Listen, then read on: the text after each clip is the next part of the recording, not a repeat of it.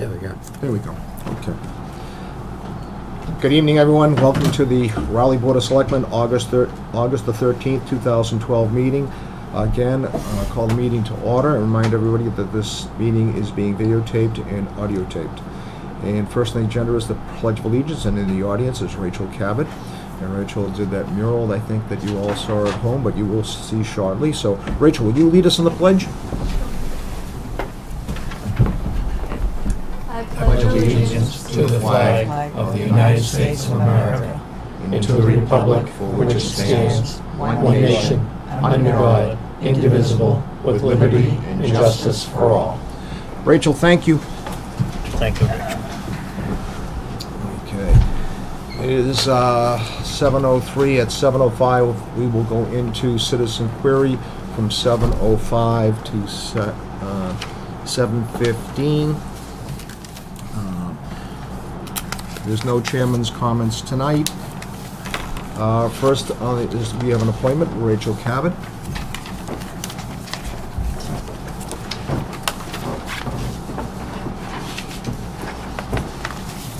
Welcome, Steve. Good to see you again. And our appointment, again, is Rachel Cabot for presentation of proclamation for painting the mural that is in the hallway going upstairs to the auditorium.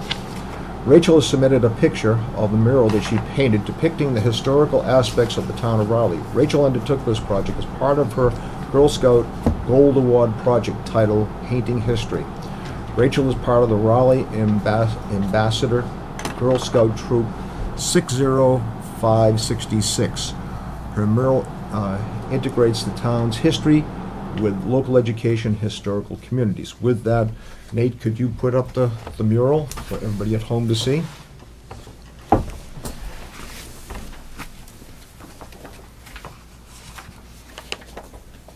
Nick, Rachel, you did a fine job. Thank you.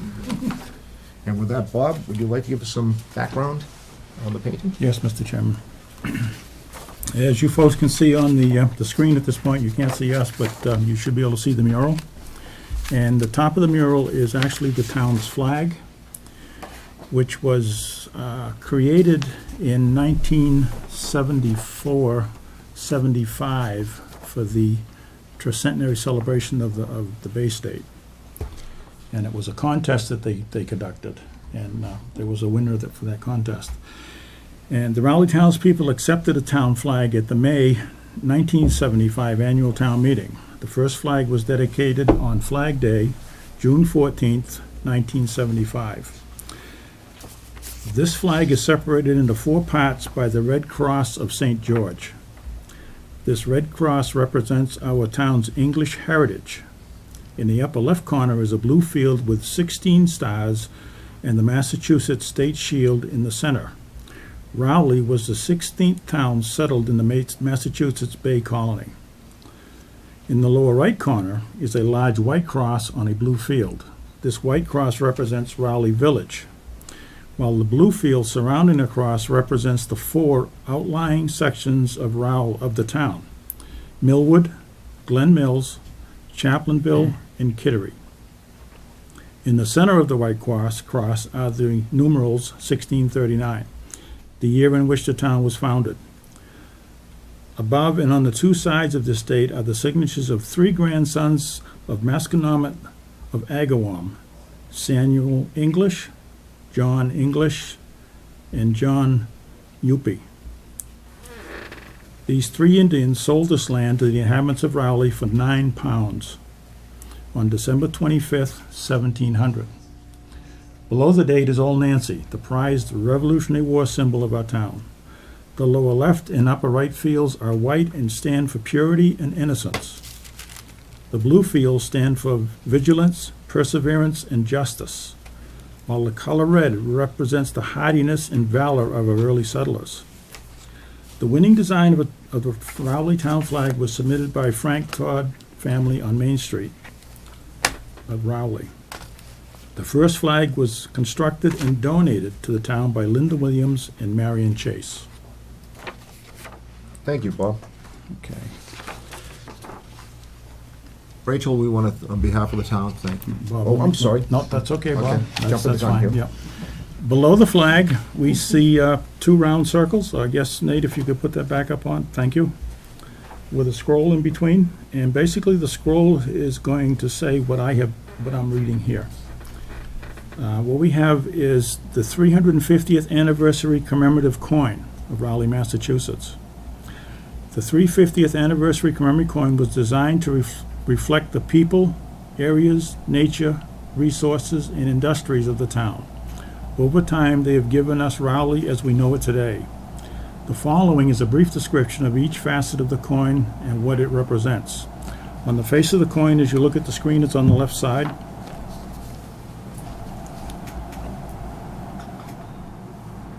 Yes, it is. Okay. The center is graced by the Platt's Bread Street House, built in 1677, and it's home of the Raleigh Historical Society, with lilacs and an American elm. This represents the home and the family. The seagull above the house marks Raleigh as a seaside community. The second ring, radiating out from the center, encompasses the following. There's an Indian there, Masconomet, Sagamore of Agawam, and native proprietor of all lands between Merrimack and Numkeg rivers. Pilgrim represents the original settlers, most of whom immigrated from Yorkshire, England during the Great Puritan Migration. Signatures. Samuel English is kind of an S. John Uppy is kind of a half-crown slash. And Joseph English is a D with an arrow through it. Grandsons of Masconomet, who gave up all rights entitled to Raleigh by deed in 1700 for £9. Stars represents 4 villages which were once part of Raleigh. Bradford, 1675, Boxford, 1685, Georgetown, 1838, and Groveland, 1850. The 3 rings has 16 notches which mark Raleigh as the 16th community in the Massachusetts Bay Colony. This included what is now known as the state of Maine until 1820. The next 2 rings have Mr. Ezekiel Rogers' plantation shall be called Raleigh, Massachusetts Bay Colony, settled 13 March 1638-39, and incorporated 4/7 month, which was September 1639. Mr. Ezekiel Rogers was the leader of the early settlers and the first minister of Raleigh. The outer ring has 60 notches, which represents the 60 original families that first settled the town. On the backside, which when you're looking at the screen is now on the right, the center shows the ship John of London. According to tradition, sailed from Hull on the Humber, England, 1638, with Mr. Ezekiel Rogers and his company, and dropped anchor in Salem Harbor. Above the ship are seagulls with an early October sun shining down. The 4 hills of Raleigh are in the distance. The second ring has 20 notches representing the 20 families who accompanied Mr. Rogers on his journey. The third ring represents the natural resources and industry which contributed to our early history. First, the fulling mill. John Pearson, a clothier, erected the first such mill in New England, 1643. In the foreground is the Stone Arch Bridge, the oldest bridge in the country. Fox and woodlands, wild animals and forest products, spinning wheel, the weaving and cloth industry, shoes, the tanning and shoe industry. Fish and clams are natural resources found in the streams, oceans, and the flats. Plowing represents farming. Cows represent animal husbandry. The outer ring consists of a rope which is never-ending, has a nautical theme, and ties the design together. The coin was designed by Mr. Frank Todd Jr. and submitted to the 350th Anniversary Committee for their review, comments, and acceptance. Louise Tenney Mahaffey, Frank Payson Todd Jr., members, 350th Anniversary Committee. Okay. Thank you, Bob. You're welcome. Now, Rachel, we're grateful, the town is. We thank you so much for your beautiful mural that you've done for us. This would be a lasting contribution to the town, and for years to come, people will be going up to the auditorium, and we'll see the fine work that you've done, and we really appreciate it, and everybody in town does, and I know the board does. So with that, we need to accept the mural. And Proclamation. read the, Sign the proclamation. Yeah. you read the proclamation, Bob? You- Okay, I can read the proclamation. Okay. Oh, I'm sorry, yeah, go right ahead, Bob, you read the proclamation. Sure. I'll read the proclamation. Okay, no, that's Okay. fine. Okay, we, the Board of Selectmen of the Town of Raleigh, Massachusetts, by virtue of the authority vested in us by the people of Raleigh as elected officials, do hereby proclaim that Rachel Cabot, having completed a mural at the Town Hall depicting Raleigh's town flag and Raleigh's 350th anniversary commemorative coin, in the Board of Selectmen wishes to bestow its most sincere gratitude and best wishes. We urge all citizens of the town of Raleigh, its community leaders, businesses, and government officials to recognize this achievement. In witness there, wherefore, we have hereby set our hands in seal of the town of Raleigh this 13th day of August 2012. Do I have a motion from the board? Mr. Chairman, I so move that we accept the proclamation for Rachel Cabot and present it to her tonight. I have a second. All those in favor? Aye. Gentlemen, let's sign proclamation.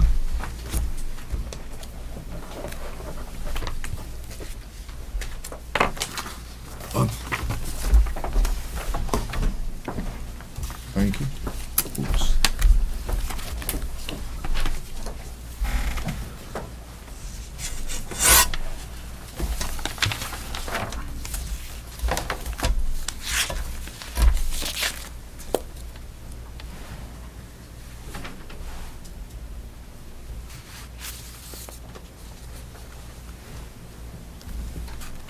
Thank you. Thank you, Bob.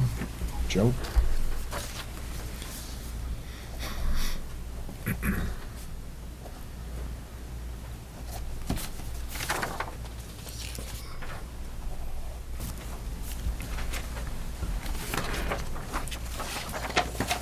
Thank you, Joe.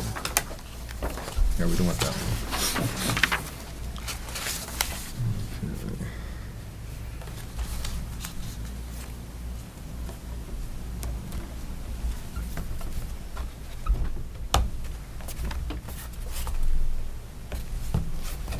It's one of my duties as chairman. Okay. There we go. That looks good. There we go. Have some pictures.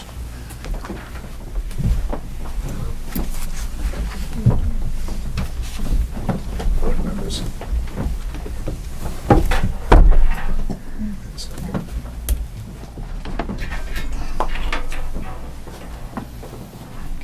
Get everyone in there. Get everybody in, squeeze them in. This way. I'll get some.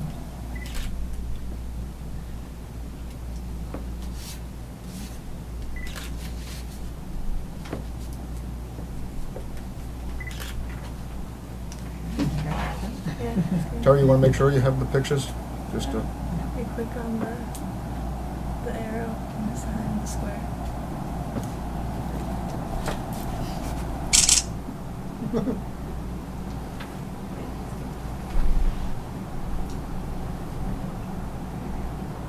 Ready? Rachel, Dad. Okay.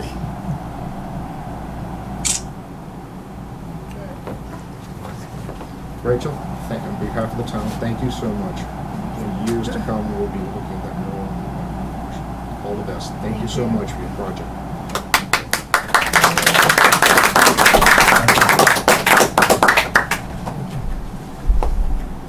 Thank you, Rachel. Excuse me.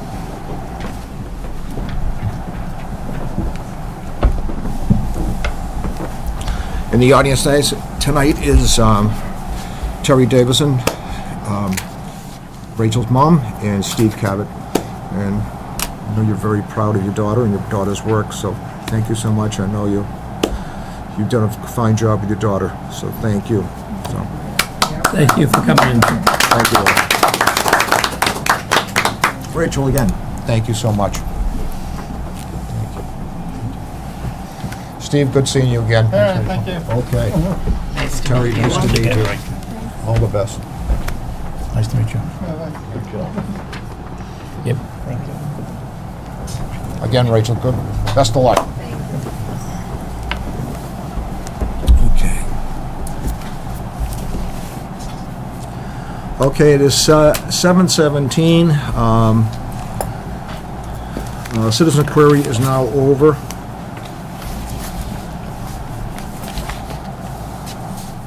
And we have a 7:15 appointment. And with Michael Delzell, discuss Eagle Scout project. Michael Delzell will discuss this proposed Eagle Scout project. His letter is attached. Raleigh coordinator with the Health Services, Frank Mangini, has provided comments. See, okay, the Parks and Recreation Committee chair and vice chairman are fine with the project. Let me read this to the selectmen.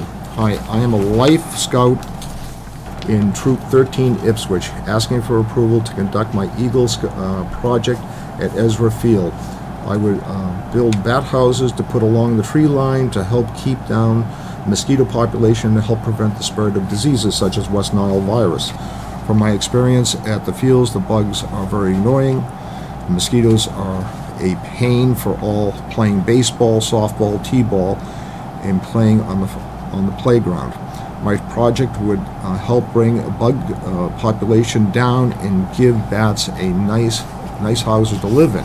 Michael Delzell, Life Scout. Michael, come on up. I'm sorry.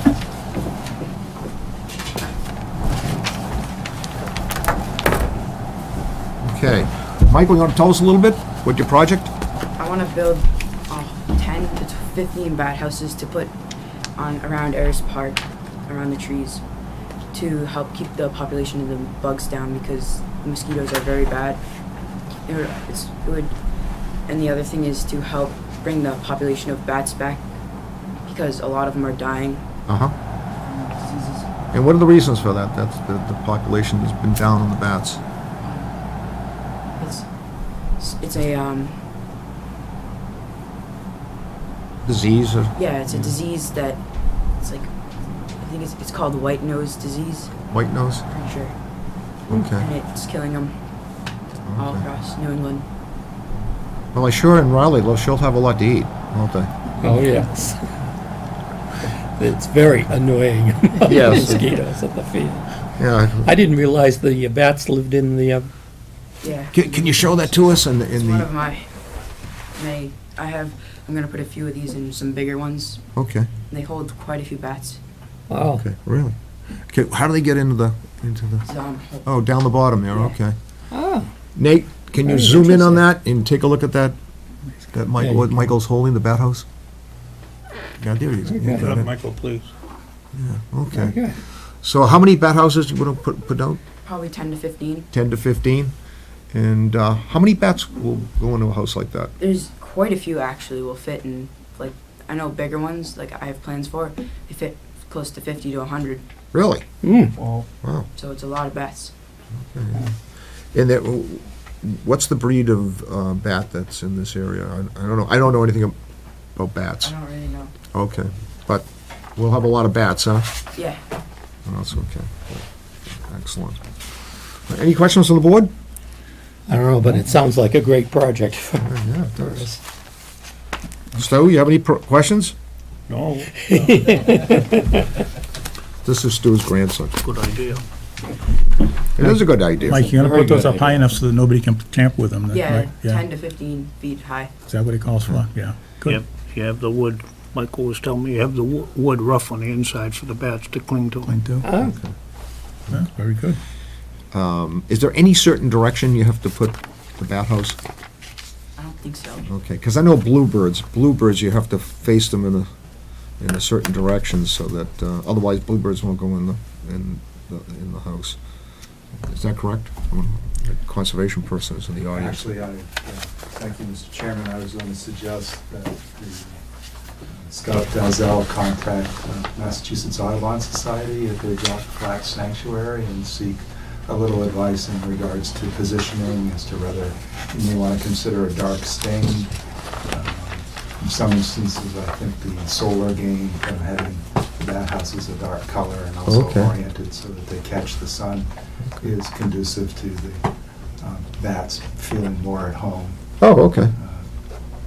One of the problems in the area is the fact of habitat loss, the fact that there aren't the open barns and stuff. And unfortunately, then they seek people's attics, which are not usually as receptive to the property owner having new tenants in the upstairs quarters, but they do like hot enclosed spaces, which our barns used to provide a lot of habitat for them. Now, I happened to tune into the news last week, and there was a story about a bat that got into somebody's house, inside the house. And I guess they'll... A month and a half ago, I saw that there was a story of a bat at a selectmen's meeting, but thank goodness it wasn't here. You're right. Michael, that would have been great tonight if we could get a bat in here for the meeting. No, it wouldn't. Well, I was gonna ask you to remove it. There's one thing, if we're gonna be talking about bats in houses, one thing people have to realize, that if they don't handle them correctly, they're subject to rabies. That's right, yes. And without knowing that if they have them or not, you will be subject to the series of shots that are required by that, so. And they're quite painful. Yeah, Maybe the shots. recommendation is if you do have bats in your property, that you need to get somebody that can handle them and knows how to handle them so that there's no problems. Good advice, Bob. Thank you. So, sounds like a good project. Sounds like a fun project. Yeah, it We sure have to, does. Yes, we do. Okay, Do I have motion from the board? I'll make that motion. Second. I have a second. All those in favor? Aye. You're in business, luck. Michael. Go Okay. for it. Go for it. This is a great project. And when you're done, when you come back and see us, okay? And tell us all about it. Thank you very much, Mike. Thanks, Mike. Michael, thank you. Thank you. Thank you, Mike.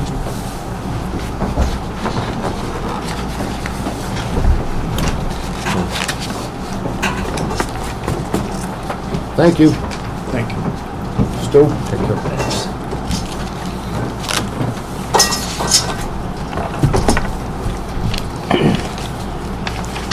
Okay. Brent, I'm glad you were in the audience tonight. Give us that background on bats. Okay. It is 7:25. We have an appointment at, in another 5 minutes with Ann Giblin. And until then, we have some business to take care of, and I have to go on my other folder. Okay, number 1, road opening permit application for National Grid to open the street at 623 Weathersfield Street for a new gas main. Everything seems to be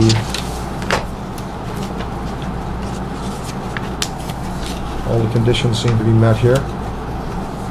Everybody seems to be signed off. Any questions from the board? Do I have a motion from the board? So moved. Do I have a second? Second. All those in favor? Aye. Okay, we'll sign the-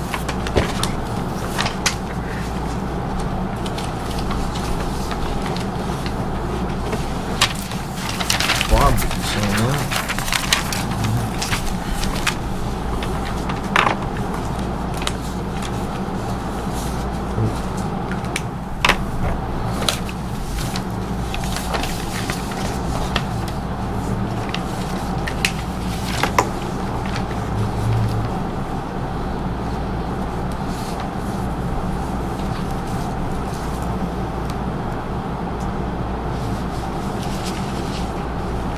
Thank you, Stu. Joe?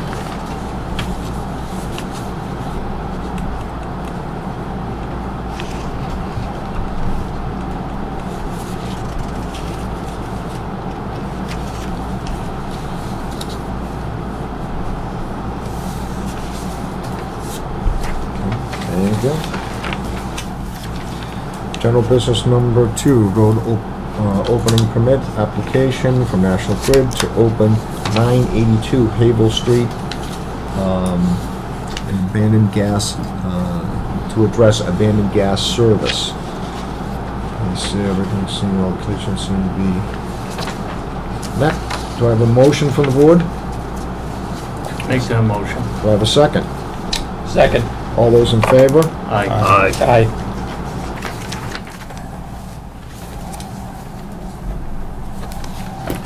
Wow.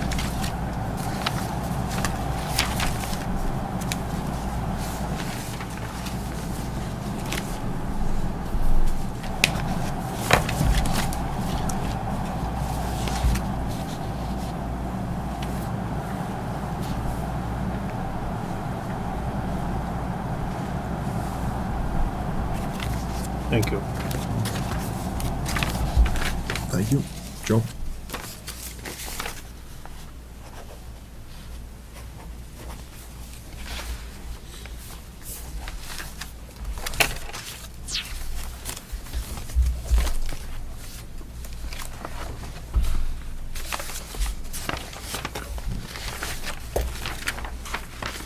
Thank you. And general business number 3.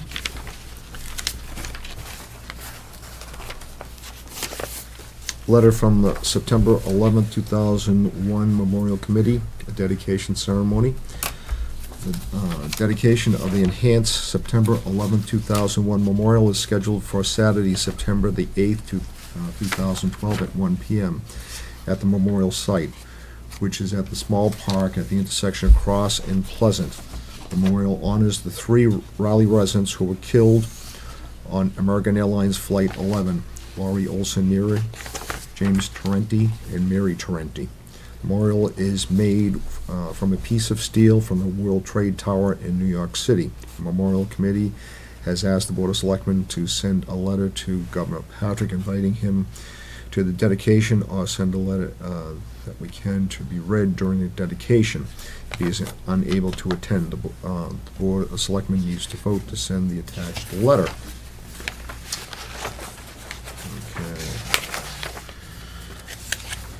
Dear Governor Patrick, we invite you to attend a ceremony which will incorporate a piece of steel from the World Trade Center into the 9/11 memorial dedicated in 2002 to the memory of 3 Raleigh residents who lost their lives in the tragedy. The dedication ceremony will be held on September the 8th, 2012 at 1 p.m. at the small park located at the intersection of Cross and Pleasant Street in Raleigh, Massachusetts. We kindly request the honor of your presence while we honor the memory of those who lost their lives in the courage of those who responded to the most devastating attack in our nation's history. If you cannot be in attendance, we kindly ask you to consider writing a note or a letter that can be read at the ceremony and included in the memorial book. Please send your note and letter to James Broderick, Chief, Raleigh Fire Department, and that's Post Office Box 281, Raleigh, Massachusetts. If you have any questions, please contact Chief Broderick. We have the number here. Sincerely, Robert Snow, Chairman, G. Robert Murray, Vice Chair, Joseph Perry, Clerk, Stuart Dezald, Senior, and Jack Cook. So, with that, do I have a motion from the board to send this letter? So move. Second. I have a second, and all those in favor? Aye. Aye.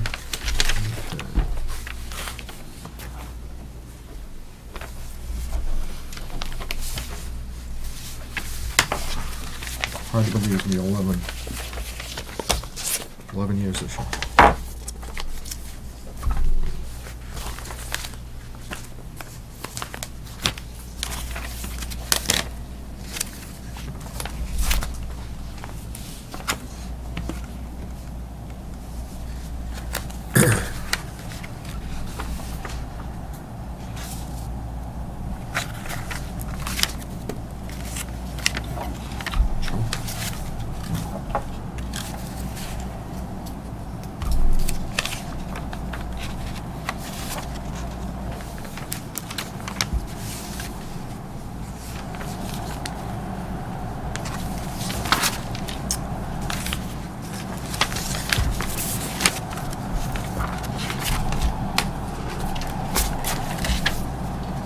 For a small town for 5,800 people, it's hard to believe that we lost 3 people that day.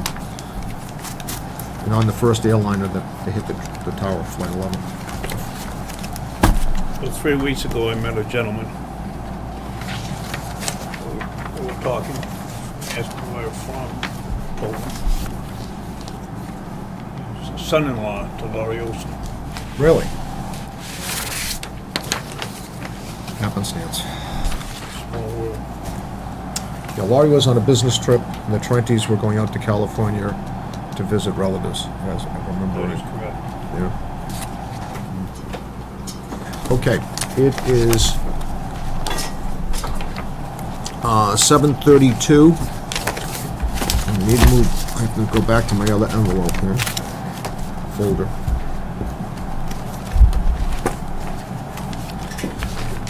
Ann, you want to come down? Sit. Brent, you want to come up too? Okay. Again, 7:30 appointment. We're sorry, a little bit late there, Ann.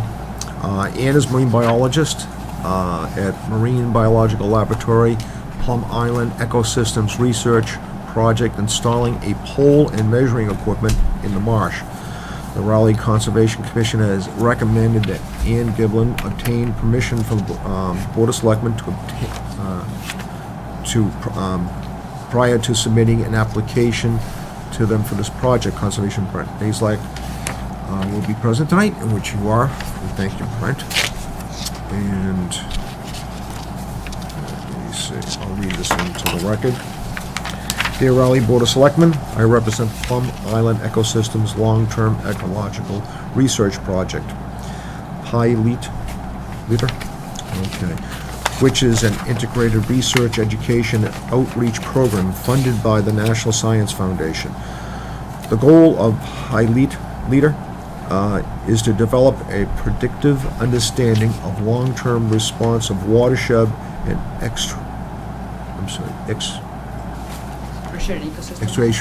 ecosystems to changes in climate. Estuarine ecosystems. Estuary ecosystems, changes in climate, land use, and sea level. The project began in 1993, and we collaborated with a number of other research projects and citizen groups in the Great Marsh. One of our most important research objectives is to gain a better understanding of how the marshes do and don'ts keep up with sea level rise. Over the last decade, new measures techniques have been developed that allow us to more accurately measure changes that take place in the marsh over relatively short time periods.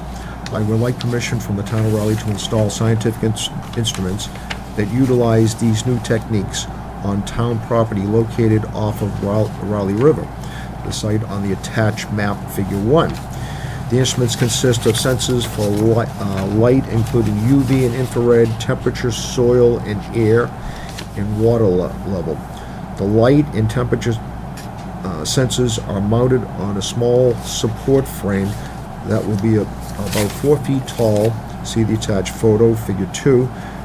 The soil temperature and water level sensors are placed into the ground and are very small and not visible in the picture. These instruments would be used in conjunction with the second set of instruments installed on a small tower, which would be placed on a nearby property owned by the Essex County Greenbelt, pending approval by the Raleigh Conservation Commission. See Figure 3. The two sets of instruments would be connected by a small cable running across the marsh surface.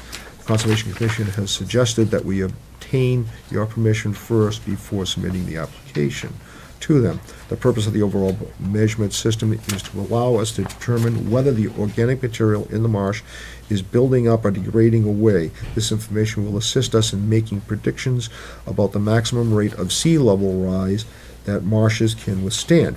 One component of this measurement is the exchange of carbon dioxide between air and marsh, which will be measured by instruments placed on the Greenbelt property. We have a similar instrument array in the Parker River Wildlife Refuge.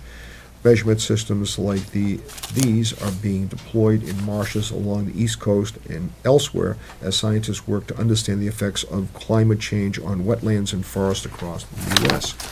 The reason to put these instruments on the Raleigh town-owned land is that the dominant marsh vegetation at this site differs from most of the Plum Island marshes, but is similar to many other marshes along the eastern seaboard.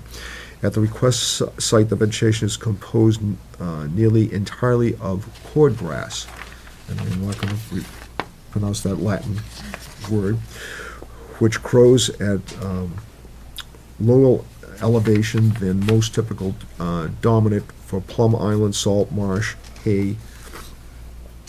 Data from these instruments will help us understand whether cordgrass and salt marsh hay respond very differently to rising sea levels and how the marshes at Plum Island compare to other marshes on the East Coast. Thank you for your considering this request, and I'm happy to answer any questions you may have about the project. Sincerely, Ann Giblin, Senior Scientist, Lead Principal Investigator of Pi Leader. If I pronounce that right, Pi Leader?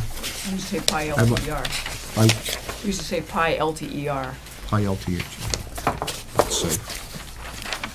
And tell us more. We've started using these instruments a couple of years ago on other sites, and they've been very successful. It's very difficult to know over a short period of time whether the marsh has gained just a few millimeters or not. You might have, I think you gave us permission a long time ago to put up some measurement devices that allow us to measure the sediment height within a few millimeters. But even with that, it can take years for us to really know what's going on. Mm-hmm. Plus, we don't know what's causing the marsh to either gain or lose. If it's accreting, it could be accreting just mineral sediments, or it could be accreting from organic matter production from the grasses. So the idea behind this is we want to just understand the role of the grasses a lot better and be able to make these really short-term measurements so we can sort of distinguish year-to-year variability from long-term trends. The tower that we have in the refuge land has been running for about a year now. It's been working quite well. But where it is in the refuge land, it's all salt marsh hay and ponds. Mm-hmm. And we think that represents an area where the marsh is, I don't want to say degrading permanently, but the marsh might be transitioning to a new elevation. Those ponds might be getting larger, they might drain, and we might end up with a different vegetation. So we wanted to compare that area to an area where we've got all this spartina alterniflora. So there's a beautiful section of it there. Because of the way that the main wind direction blows, we can actually put the instrument sort of at the very edge of all that grass and still measure what's happening in that alterniflora, that cordgrass. But we need to get the heat measurements and the actual light measurements right from the area where that grass is. So what we're proposing is on town-owned land just to put a small pole that measures all the different types of light, infrared, ultraviolet, both coming in and what's reflected back, and then the temperature sensors and the water level sensors. And once we get that whole, it's called the energy balance, that validates the measurements we're making with carbon dioxide. Just an off-the-wall question. The minerals. Someone told me the minerals out here in the water and in the shellfish beds very different from other areas along the coast here. Well, I don't know. There's some suggestion that some of the materials that makes up the Raleigh marshes especially might have been during land clearing. You know, there might have been a big export of terrestrial material, and some of those marshes might have actually grown out during the areas where the land was cleared. But I think there's some other people like Sergio at Boston University is not so sure about that. So that's still an active area where the scientists are disagreeing. But there is definitely a layer of minerals in those marshes that looks very much like terrestrial material. So that's one place they could have gone.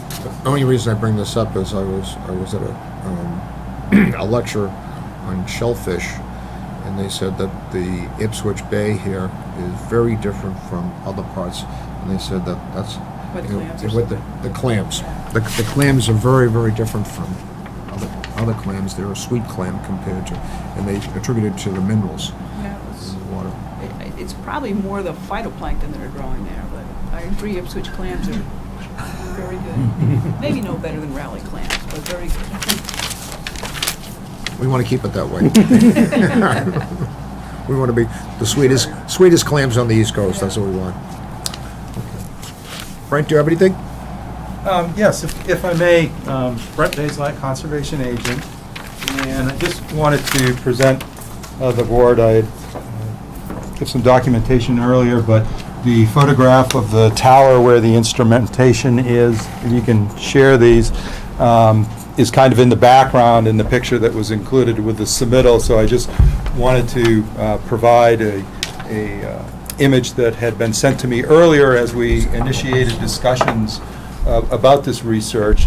The skiff pulled up to it with the motor gives you a little better scale because one thing you notice out in the salt marsh, it's kind of like the desert, and that you can lose your perspective because there aren't physical features that you can kind of focus in on and understand either what the distances are to the horizon or also what the differentiation is in the general area. Second, if I may present you with from our new pictometry that I've just started to utilize today, courtesy of Merrimack Valley Planning Commission.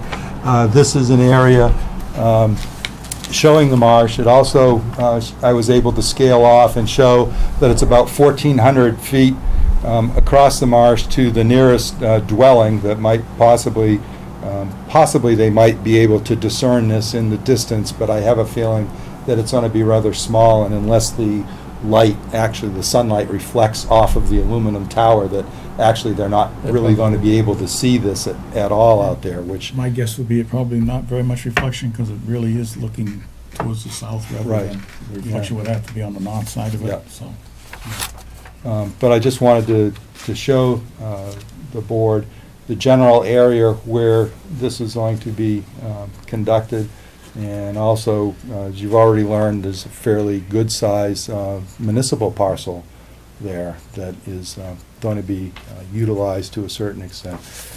Because the commission has not received an application yet, I can only give the Board of Selectmen a general overview, in that we'll be working with the applicant to discuss issues as far as access to the site, whether there's going to be repetitive foot traffic that might possibly impact the Spartina out there, and rather than we need to utilize some kind of system of planks or rotating access or that type of thing. Storm damage prevention, i.e. that anything they install out there is going to be sufficiently anchored so that if there is a storm, it doesn't end up being propelled through anybody's camp or other thing out there, as well as the fact that I'm sure they don't want to lose their equipment. Would like to be able to capture it at the end. And then, of course, closure, that when it comes time for things to be decommissioned and taken off there, that we have an inspection so that we can make sure that we don't need to do any type of restoration work, and that everything that went out is retrieved and goes back, so that it isn't left to become an artifact for future generations. How long will this be out here for? Well, at the moment, we have been taking it down every winter. Oh, okay. Because of the ice. Sure. And last year, we took it down twice because of Hurricane Irene. So we're hoping that it's going to be, years, as long as the instruments last. But our plan would be to continue to take it out every winter, just because this structure, I don't think it would withstand. Some winters we might get away with it, but we're worried about losing all this equipment to ice. Not the northeast wind Yeah. along the coast here. Okay. Any questions from the board? No, you answered my question. I asked and it was answered, so. So I need a permission from the board. Do I have a motion from the board? So move. I have a second. All those in favor? Aye. And you're in business. Okay, thank you very much, and I'll be working with Brent to rush this in. And also thanks to your staff. Well, thank you so much for coming in tonight and explaining this all to us. Thank you, it was a pleasure. Nice to meet you. Nice to meet you. And Thank you. Thank you, Ann. Good luck with the project. Yeah, thank you. Brent, thanks for coming in. Always Thank a you. pleasure. May I be of any further service to the board this evening? I don't believe so. Thank you so much for coming in. Always a pleasure. Appreciate Thank you. your time. Okay, Brent. Thank you. Again, Ian, thank you. Best of luck. Brent. Thank you. Thank you. Okay. Bottom.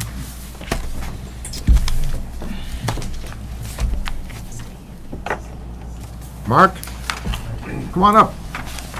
Everybody, come on up.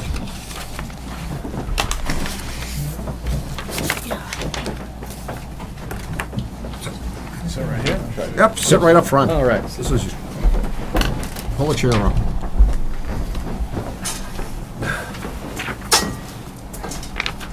Wow.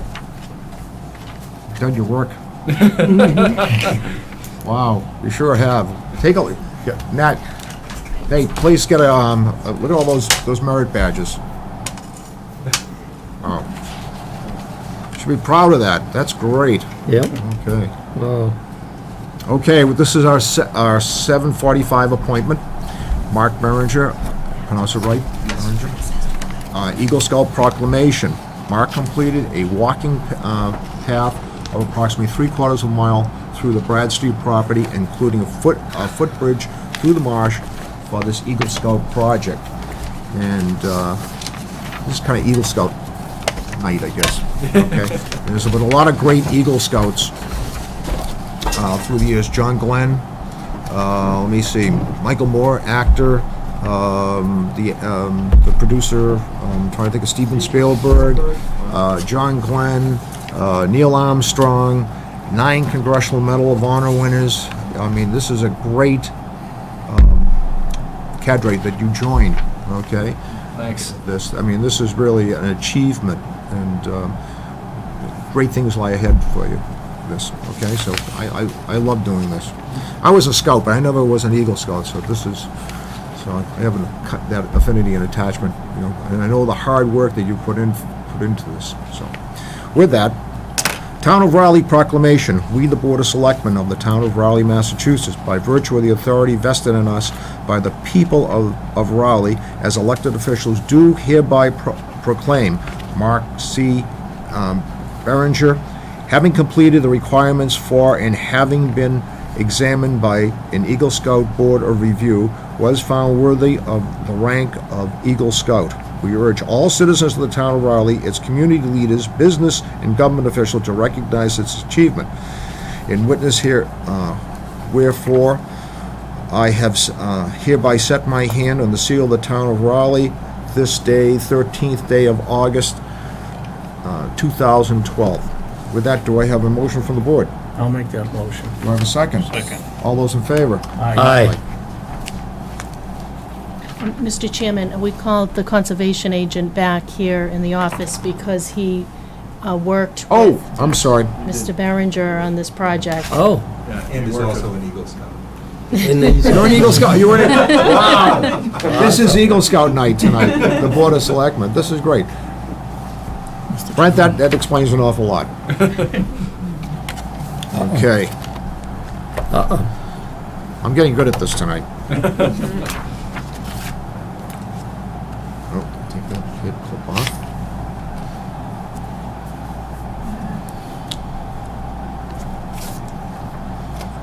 Okay.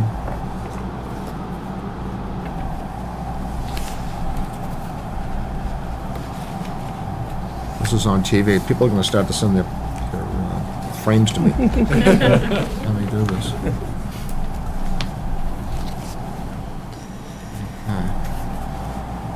Up.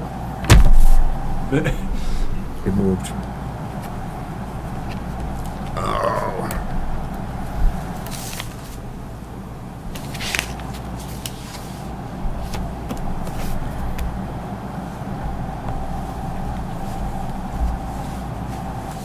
That's better. Perfect. You have a camera? I do. It's actually back here. Excuse me. Okay. Mark, come on over here. All right. Thank you.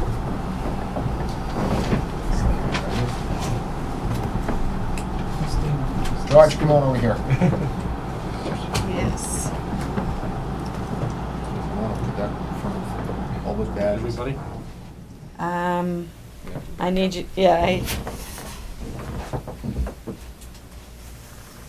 Okay, Take a couple. I will. We can smile all night. Okay. Just need a second, there we go. One for the memory books. Excellent. One more? Oh, Just yeah, for good good because somebody measure? probably blinked. Sure. Go ahead. Okay. Cheap to develop.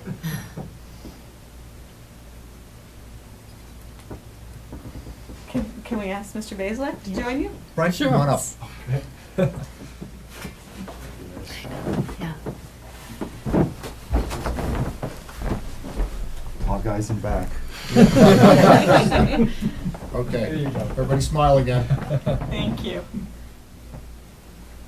That's a great shot. Excellent, thank you very much. Take another one just in case. Okay.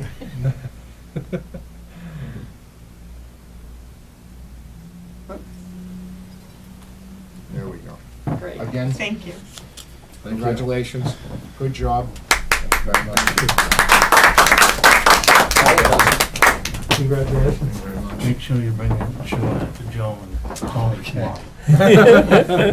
Congratulations, Mark. Mr. and Mrs. Barringer, Oh, thank you. congratulations. You did a fine job. Thank you for your time and Congratulations. recognition tonight. We Thank really you. appreciate Oh, it. 1 second before you go. Frank, could you tell us? Thank you so much. Mr. Dalzell, Could you thanks. add any footnotes or anything else to the project? Do you have anything? No, but, I mean, it's a trail that provides a loop walk instead of just dead-ending at the marsh and making you think you need to bushwhack through the Phragmites to get to Plum Island or something. You Okay. now can do a circular route and retrace your steps and come back up into the meadows and the fields at the bottom of the Bradstreet Farm Hill. Very nice, very nice. Mark, again, great job. Thank you so much. And all the Good to best in see the you. future. Okay. George, you do a great job. I love when you bring these Eagle Scouts in. Absolutely. Well, you guide them. Thank you so much. Thanks again. Congratulations. So you're saying, Mark, show Joan and Tony tomorrow, they'll get a kick out of that thing. Oh, okay. Huh? Bring it down the. Thank you again. Okay, thank you. Good night now. Thank you. Yeah, we hired him. Oh, Now the house and good worker. yeah, I served with Okay. Matt, his father on the Board of Trustees. Yeah. Well, it's 7:54. We have another appointment. We're 4 minutes late. Sorry, Dan. Dan, come on up. Dan Sapansky is here. Of the Town Common Restoration Committee to discuss the Town Common Restoration Plan. Dan will be presenting the proposal for the Town Common Restoration. The Board of Selectmen will need to review this and vote the authorization to this plan. So with that, Dan, I'm going to turn it over to you. Okay, thank you. Go for it. Chairman Snow. And thank you for a quick appointment, Debbie, I appreciate it. It was, we've made great progress. We're just looking at some notes. Our first official meeting was in late March of this year, and we are now ready to present to the Board of Selectmen a plan for the restoration of the tree landscape on Rowley Town Common. And with me tonight are some of the members, Sharon Emery, Frank Todd, and also Steve Harrison. And I'd like to introduce Steve because while everybody on the committee has been very helpful, without Steve's unpaid consultancy, we would not be where we are today. So it's very much appreciated. I just wanted to go on the public record. We tried to woo him onto the committee as an official member, but he steadfastly refused. So we're ready, and what I think, Steve, is I'd like to turn it over to you to make the presentation of the plan to the selectmen. That's fine. Steve, thanks for coming in, and thank you for all your hard work. Come on up. I appreciate that. The other members, you can come up too. Come on, Frank. Come on, Sharon. Is there, Part of this. is it possible to maybe make some room to, Yeah. I think we can. I have some large plans. I mean, they're Okay, let me, 30 by 40. 30 by 40, okay.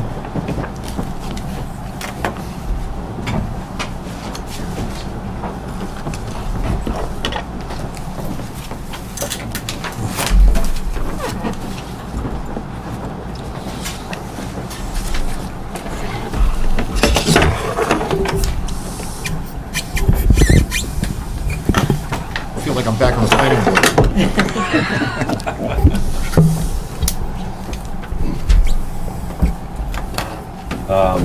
Well, let me unfold at least one.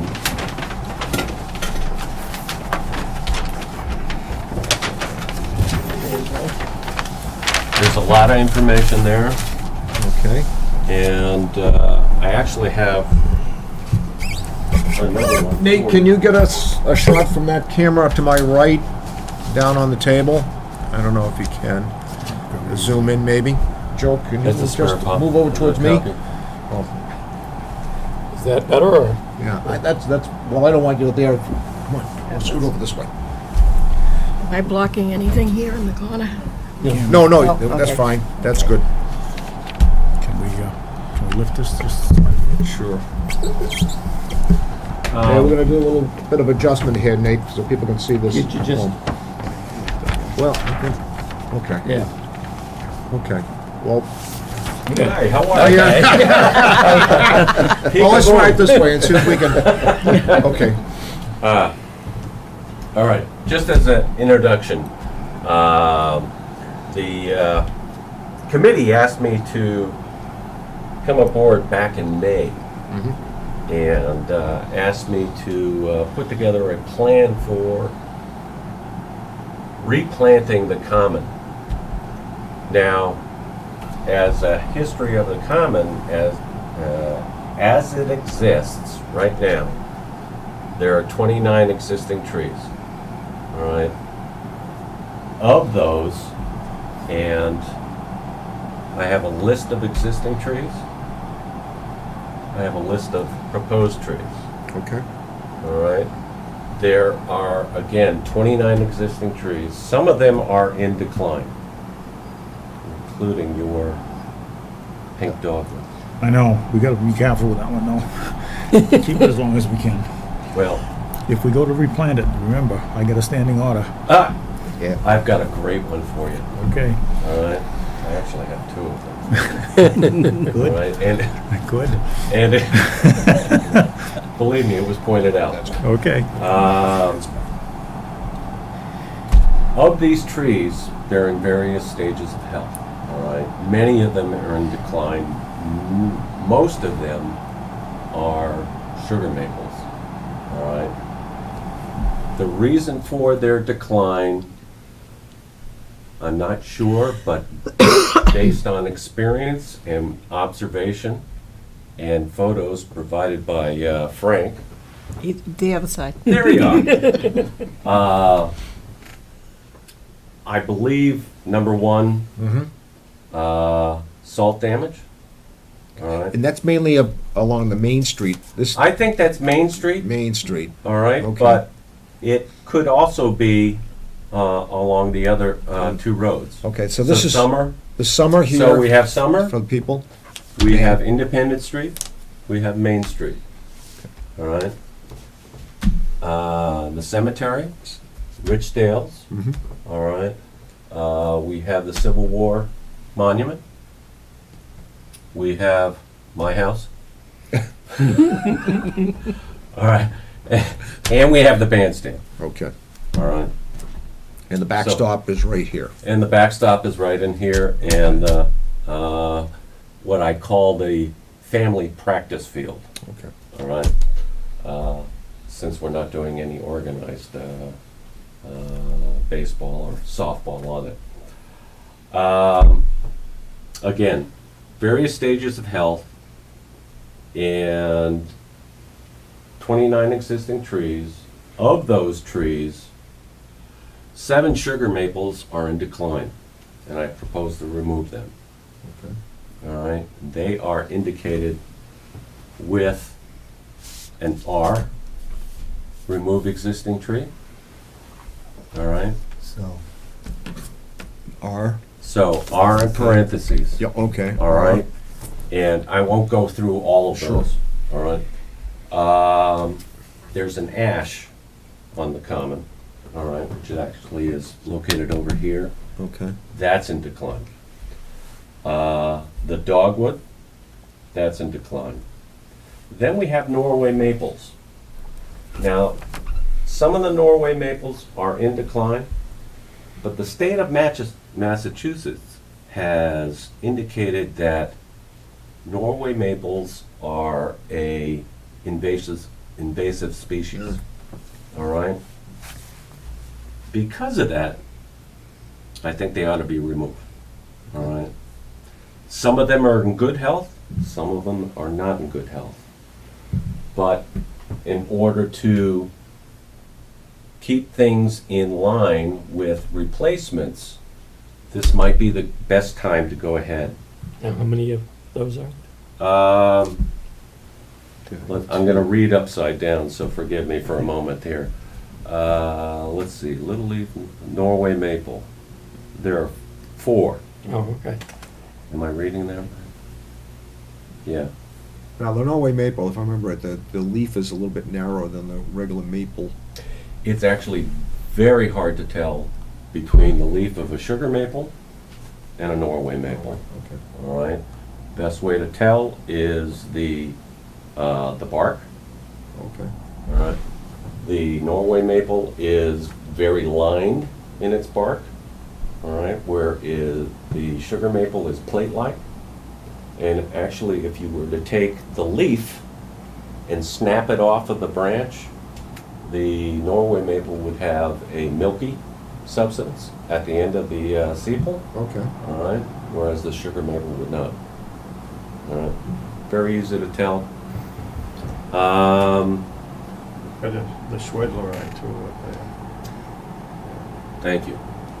We have one Schwedleri or Crimson King maple, which is a red leaf Norway maple. All right. Same thing. All right. It's banned in the state. Also. You can't even buy them. Really? All right. It's a great tree. All right. I love that tree, but it doesn't belong there. All right. If I could transplant it, I would. But I think based on budget concerns, we're going to have to remove it. All right. Now, with that in mind, there are a number of healthy trees which are of such size that transplanting is probably out. So maybe we're going to be removing them. And I've indicated them for removal. All right. I've mentioned the sugar maple, the ash, the dogwood, the Norway maple. There's one flowering cherry on Summer Street, which is an ornamental tree.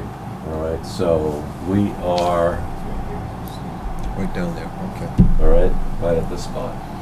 Okay, I propose that to be transplanted to another location off-site. I haven't indicated where to plant it. You know, I haven't been asked to go ahead and figure out a place. All right, I'll let the committee decide that along with the town.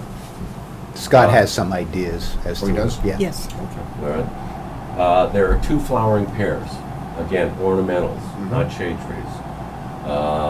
One is actually located at the intersection of Main Street and Summer Street, and the other is at the intersection of Independent and Main Street.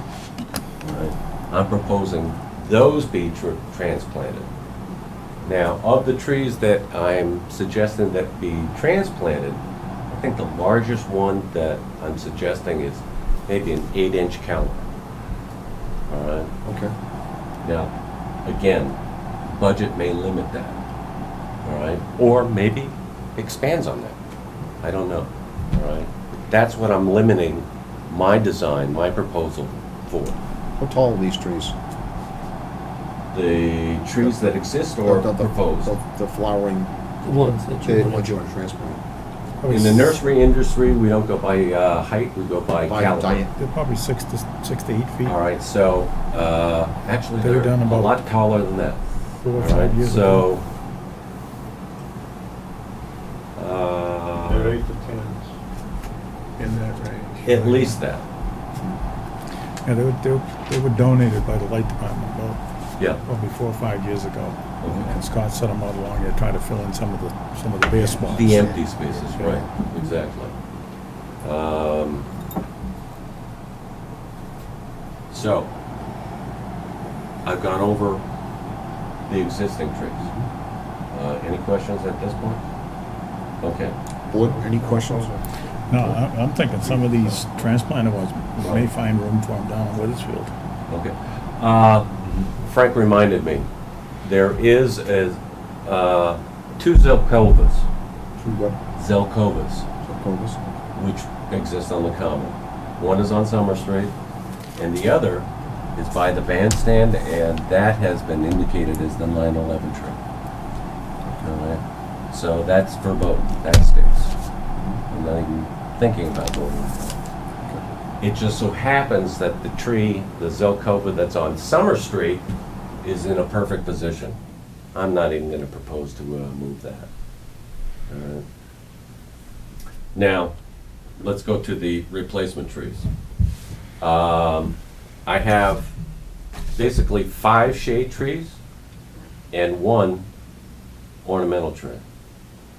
We'll go to the ornamental. I know you're on your edge of your seat. Okay, yeah, All right. hanging on here. The existing dogwood is a common dogwood. Yep. All right. It suffers from anthracnose. All right. And it's going to go by the wayside eventually unless somebody comes up with a miracle cure. But as the elm went, I think the dogwood is going. So what we have are options. And one of the options is a variety called the Coosa dogwood. And the Coosa dogwood that I'm proposing looks very, very similar to the common dogwood. It's pink. It's called the Satomi Coosa dogwood. All right. And I propose to replace the existing dogwood because, as you know, there's a big hole in the center of it. Yeah. Somebody's been climbing up in it and it has ripped the bark off of it. Oh, wow. All right, so it's just, and it's hanging over and so on and so forth. So I'm going to recommend that it's removed and we replace it with the Satomi dogwood. Now, I'm proposing 2. One to replace the existing dogwood and one down by the bandstand.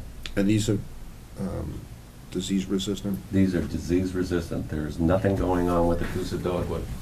I've planted quite a few with my clients. The other trees. Morton elm, all right, which is a disease resistant variety.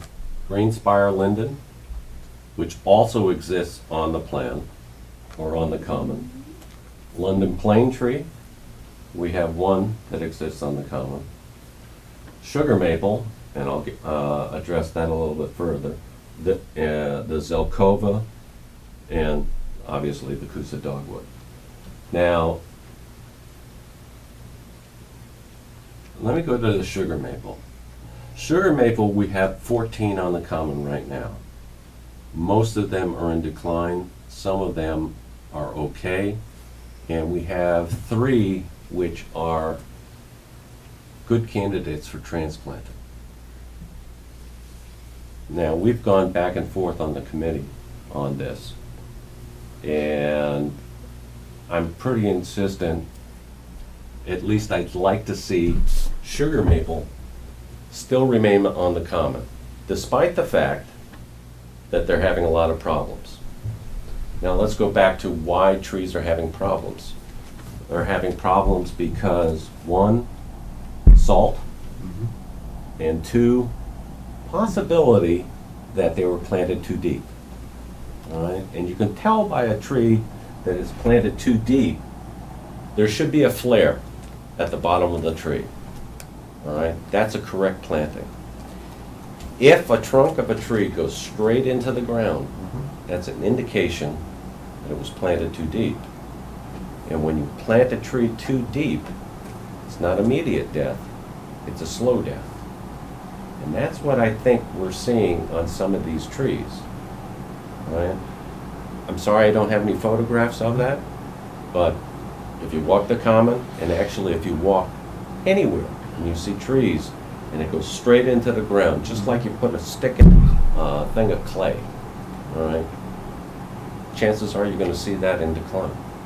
All right? So one of the things I'm insisting upon with the sugar maple, as with all the other trees, is one, it's planted correctly. And that I address with a detail and planting notes.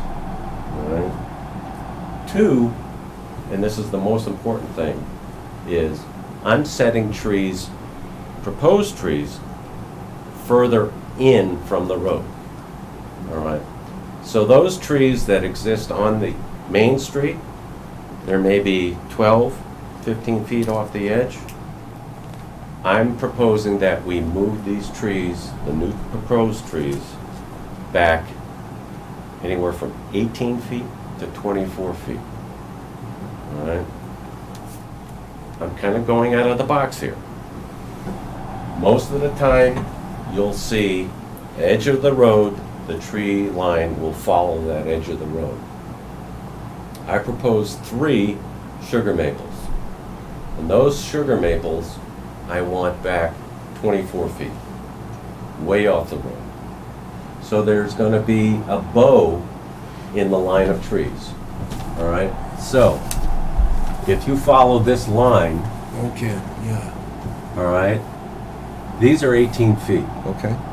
Now we're going to go 19 feet. Go to 20 feet, 22 feet, sugar maple, 24 feet. Back to 22, back to 19 or 20, so on and so forth. All right, so there's going to be a bow there.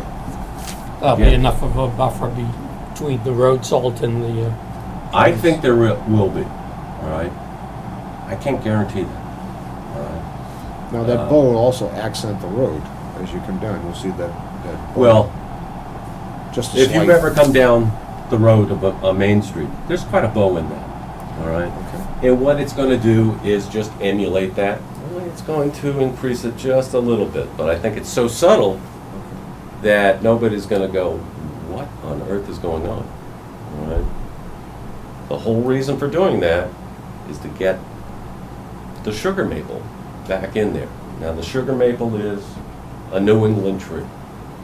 All right? I can't imagine us actually not planting a New England tree on the common. All right? I think by doing what I'm proposing, we're giving us a better chance of survival. All right? Again, no guarantee. But I think it gives us a great chance. All right? Along with how I propose things are planted. Questions at this point? Good. Okay. Now, the shape of the common, it's a little odd. All right? So, the locations of the trees, all right, nothing is actually perfect. There's nothing like 1, 2, 3, 4, 1, 2, 3, 4, 1, 2, 3, 4. You gotta play games on this. And believe me, this is not a helter-skelter idea of where things are planted. So, to give you an example, I have a London plane tree, which is the granddaddy of all of these trees that we propose. I mean, this is a 90-foot tree, if it survives. All right? I have one here. I have one down here. I have one in this one. All right? And then we plant on this side and we plant on that side. And so on and so forth with all of these trees. All right? So there's a balance. Now the sugar maples. I have one on Independence Street, one on Main Street, one on Summer Street. And just so you know, right in front of my house is the granddaddy of all the sugar maples. And I told my wife, we're getting rid of it.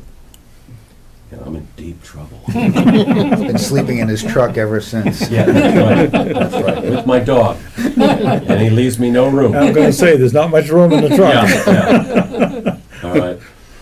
But You could be a country singer now. yeah. I think I've managed to waylay any more damage done. Spacing of trees. I've tried to keep trees 40 feet apart. Existing trees, as they were planted years ago, were a lot closer than that. How? 20. We're 20. All right. So, we have 29 existing trees. I'm going to, and of course, we're missing some trees across here, all right? Total number of trees are going to be 33. I've gone over the setbacks, which are gradual. Planting details, notes, increased setbacks, and the only thing the plan does not address, and this is something that's going to have to be addressed at some point by the committee, the town, is maintenance. We are in an environment of drought for the last few years. So when these trees are planted, somebody's going to have to maintain these trees with water by whatever means possible. Right? One of the things that we discussed was actually installing spigots. And I have indicated on the plan with the symbol of a triangle labeled with spigot every 100 feet approximately, which will enable whoever, excuse me, to bring in a hose, if so be. Now, I think Scott said that he has... Scott had indicated that he has a water truck. Right. And that, and I won't speak for him because he's not present, but he did indicate that there was a strong possibility that his crew could maintain the watering for the first couple of years, because we anticipate using those tree gators as we have out here. And with the water truck, they'd be able to keep those filled, but we thought to Steve's comments about having more hose spigots on the common would help in the future, Right. should there be a need. And these would be spigots that would be, in the ground, so probably, Jack, I don't know, like you have over here in the cemetery, so they wouldn't be sticking up out of the. So the public doesn't have access to it. How often does a tree need to be watered in this? Well, I pay attention to the environment and what's going on, but I would say an initial planting, we begin with 3 times a week. Okay. All right. After a period of time, we go to 2 times a week, 1 time a week, and then so on and so forth. Until the root system gets down into... Until the root system is established, but we're always paying attention to, what the conditions are, what the heat is, all right, and how much rain we're having. All right, you can see the effect that we've had if you've had a garden or you maintain a landscape of what's been happening in the last couple of months. So sometimes you have to do some extra stuff. All right, but based on if everything is planted the way it is, all right, and I'm recommending mixing existing soil with compost, adding supplements to that, and the particular amendment that I'm talking about is well tested. I've seen it work. It gets the root system going almost immediately. It's actually amazing stuff. All right, so it's basically a 25-pound bag, per tree. What's that? It's actually called Biotone? Biotone. All right, and it is a product that you can buy commercially. Biotone. Biotone. All right, great for perennials, great for shrubs, great for trees. Anything that you plant, boom. Sounds like the garden club here tonight. Well, you know what? If you're in the industry, Yes. you better go ahead and make sure that whatever you plant, you have the best chance of survival. So you Definitely. add what you can and try it and true. And this is the latest thing. and biotin. Questions? Anybody? What you said, Steve, is the weather's a big factor. Weather. 2 weeks ago, if you walked along the hedge that we've been really, but if tonight, I looked at it, walked it, and it's the rain, believe me, the last 3 days, what has really, really helped us. Oh, yeah. Yeah, I mean, as far as the leaf in the bush, they really, but you know, we still got the water and thing there going too. Right, right. But like you say too, the main thing is if you get a lot of rain when you're planting, what happens? It Yeah. helps. It makes a difference. It makes a heck of a difference, Absolutely. you know? Absolutely, you're right. Big difference.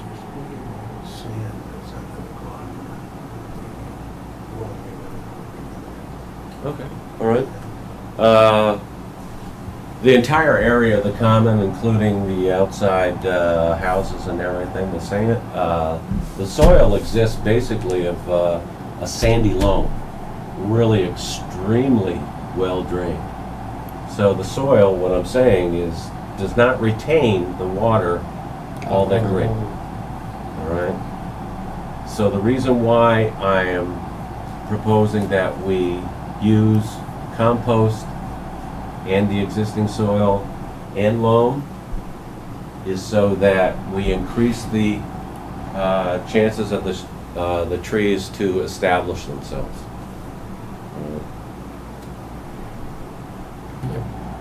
Yep. Okay. Yep. That's the big item. Oh, yeah. The common Oh, bell yes, sand. yes, if it drains. Right, Yeah, big That's, drainage. I have problems at my property. Absolutely. Yeah. 4 or 5 feet of sand. Yeah,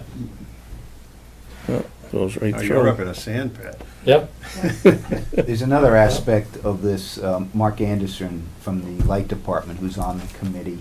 The Light Department has, and this is not something we had asked for, but they came back with it, and we're grateful from a project perspective. They've decided to bury the electric line that's on Independence Street, and thereby removing, I'm sure everybody has seen those 3 or 4 light poles that are almost out into the street. And they've also, there's some talk about them replacing the street lamps on that leg of the common.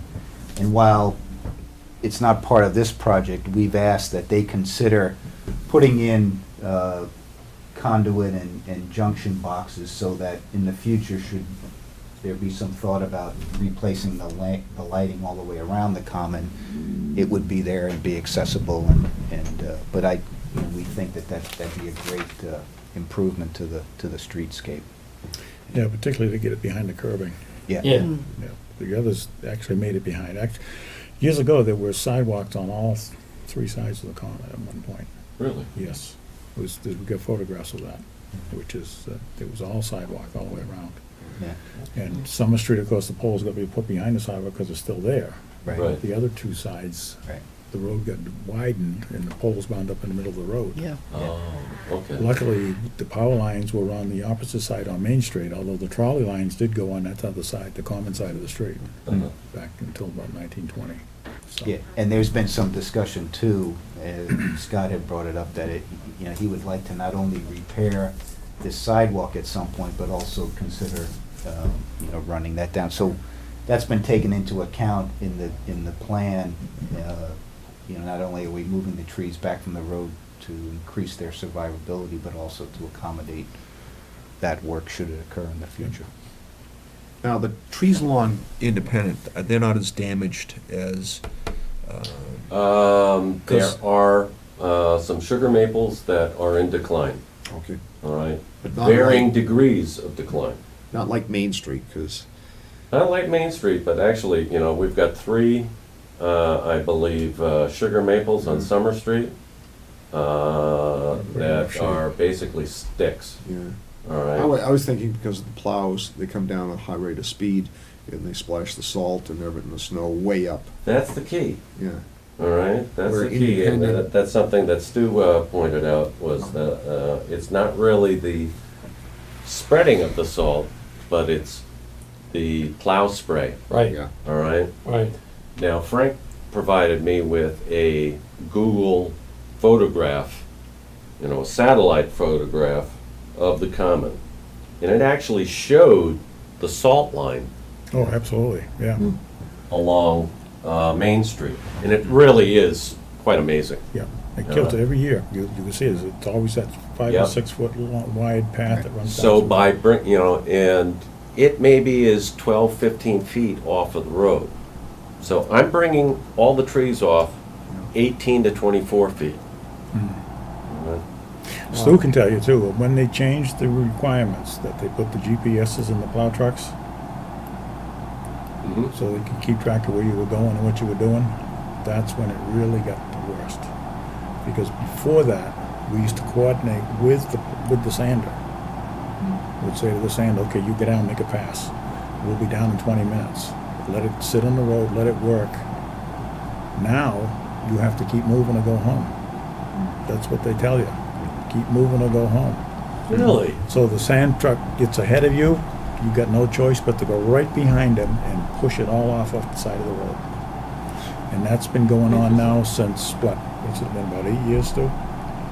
They want the roads black and wet. Black and so wet. they pound it with salt. It just keeps going and you don't get a chance to coordinate that. Let it work a little bit before you move it off. And you're just pushing it off and they gotta keep going down, putting more on. Is there anything you could put on, if the grass just gets torn up? Gypsum. From the salt? Gypsum? Okay. And how much gypsum will we need to put out there? A lot. Yeah, A lot. a whole lot. Yeah. It's almost cost preventative. Really? But I think the key here is all of these trees are street trees, except for the maples. But I think to Steve's point, the maples are the furthest back. And the dogwood. And the dogwoods. But they're all street trees found in, urban and street landscapes. So we think that we've picked the right trees. Absolutely. And Yeah. a combination of the right trees with further setbacks, with perhaps, I don't know what the conditions were that these other trees were planted in, but the conditions that we're calling for with the organic matter and the additives, and plus the watering routine, I think, they stand a good chance. Well, Wynn gave it a good shot when he planted all those maples. Yeah. Mhm. Yeah. He got a pickup truck with about 3 55-gallon drums in it. And he was out there All the time. 2 to 3 times a week at least, at the very least, Right. with a garden hose watering those things. He babied those things for Yeah. a long, long time. Which points out to the fact that over time, things change. Oh, yeah, yeah, yeah. And for that reason, we don't know what's gonna happen 20 years down the road. All right? When the elms were going, we had no idea that that was gonna be followed by other trees. Now, the ash tree, which was something that I considered, they're not even providing them by the nurseries because they're having so much difficulty. Right? And I have an ash in my backyard. It starts out horrible in the beginning of the year, but eventually comes back. Yeah, I thought mine were dead Yeah. this year. I said, what happened? They're all dead. Bill, what's these out here they replaced, the two, that did some, Those are elms. yeah, they're that won't get the Dutch elm, they're a new creation. They're growing What are pretty they, good. Princeton's? Princeton, yeah. Okay. The ash took a long time this year to come out, you're right. Yeah. This spring. Yeah. Really a long time. Got some like, Well, it was the winter moth. It was Just those the little, one- little yeah. green worms that were doing it. They were eating the buds. oh, okay, Those little white moths yeah. that go flying around late winter, early spring. And Little then they- tiny, little green. And then they have the little green worms, which is, the nymph stage. Yeah, they went after my apple trees and just absolutely decimated my apple trees until Exactly. So it points out to the fact that Mother Nature is going to rule. We have no idea what she's going to present to us. We can only plan as best we possibly can based on the information that we have. And the original plan only called for 3 varieties. We're now up to 5, so that's a further diversification and, from a risk perspective. Done a great job. Now, you're saying that there are 29 trees on the common now? On the common now, that exists. Okay, that are, but that's not the total that was originally planted? Oh, no. Oh, no. Because Because you're there are only spaces. going up to 33. Yeah. Because now you're going 40 feet, not the 20 feet. I've gone ahead 20 feet with was, it. like, say 1918 or something. The old state map shows 20 feet. 20 feet. If these trees survive, canopies are still gonna grow into each other, all right? None of us are gonna be around, but, hopefully they get to that point. Yeah. Well, we Usually have to takes think we about- will be. Well, Frank may be, Yeah, that's right.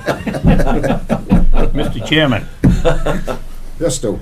it's, the board agrees, I would like to make a motion that we approve these plans so these folks can put it out to bid.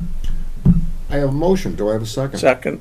All those in favor? Aye. And I would like to thank the entire committee, especially Dan for his leadership, and Steve for all his work.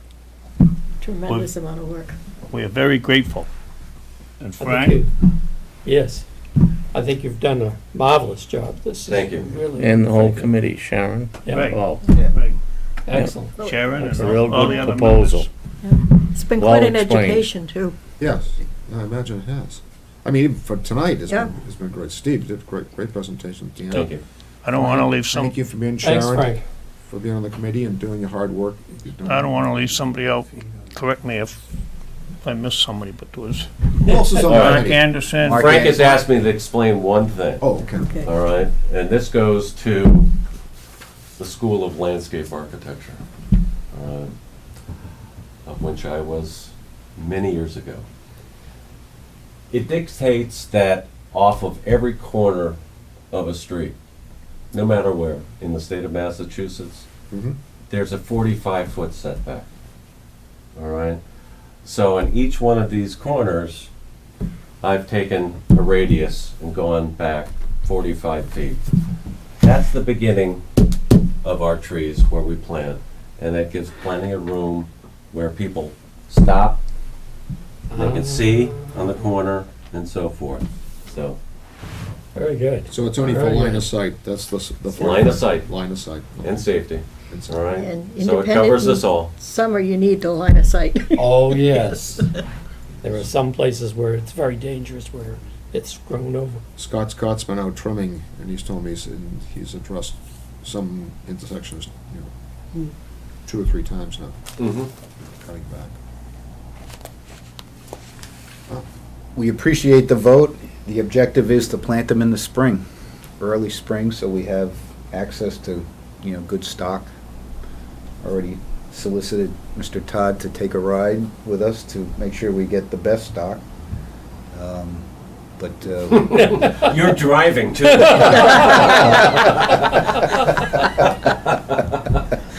But which would be great because they'll be in the ground a year for the 375th. Great. Yes, Yeah. 370. Frank has a good eye for trees, I know that. Got 2 eyes. Yep, very good. Dan, great Thank job. you. Steve, thank you so much. It's been an Thank you, education gentlemen. tonight. I appreciate And it. again, Sharon and Frank, thank you so much. And for everybody on the committee, thank Stewie's you. on This the plan committee, remains too. with you as well as this Stewie is on copy. the committee. Oh, no? Stu too, yes. Yes. Well, we And, we appreciate your support. It was there from the beginning, so. There's Cliff Pierce, David Jakewith, Sheila. Bullock, David, I should note that I've made Roy reference Ricker, to Mark Anderson. all of the people on the Oh, committee. excellent. All right, He looked see like- you there. Good, Steve. Yeah. Did I miss anybody? Scott I Levitt, think you got him. Sarah. Scott Levitt. Roy Ricker? Roy Recker. Sheila Clark, Yeah. Yeah. who else? Cliff? Cliff Pierce. Cliff Pierce, anybody? Mark I mentioned Anderson? Cliff.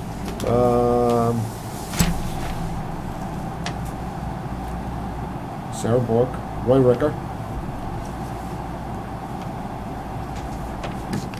Okay, How much fun that's it. I think I named everybody. Excellent, thank you. All credit. Thank you.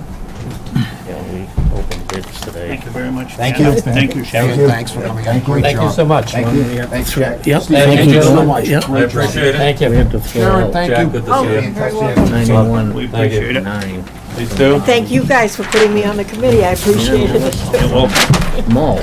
Stu, thank you. so Thank much. you, Dave. All right, this one's for you. Another big All right. Yeah, so, it sounds like Andrews from Stoughton.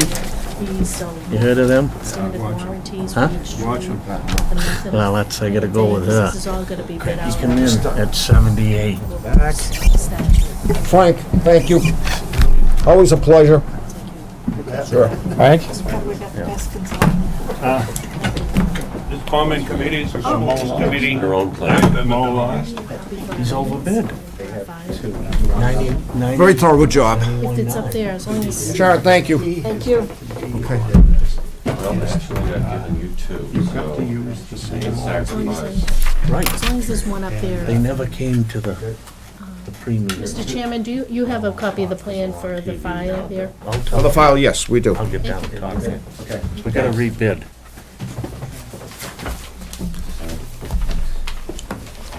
You all set? Yeah, I just want to look for my highlighters. Oh, right here. Lost without my highlighters. Right here. Thank you. See you, Dan, Bill. Thank you. Thanks, Dan. You're welcome. Okay. Okay, that's our appointments for tonight. That was Well, now we'll go really into something. They were, Wasn't it? had it all. General business, Wow. so. That was an education, wasn't it?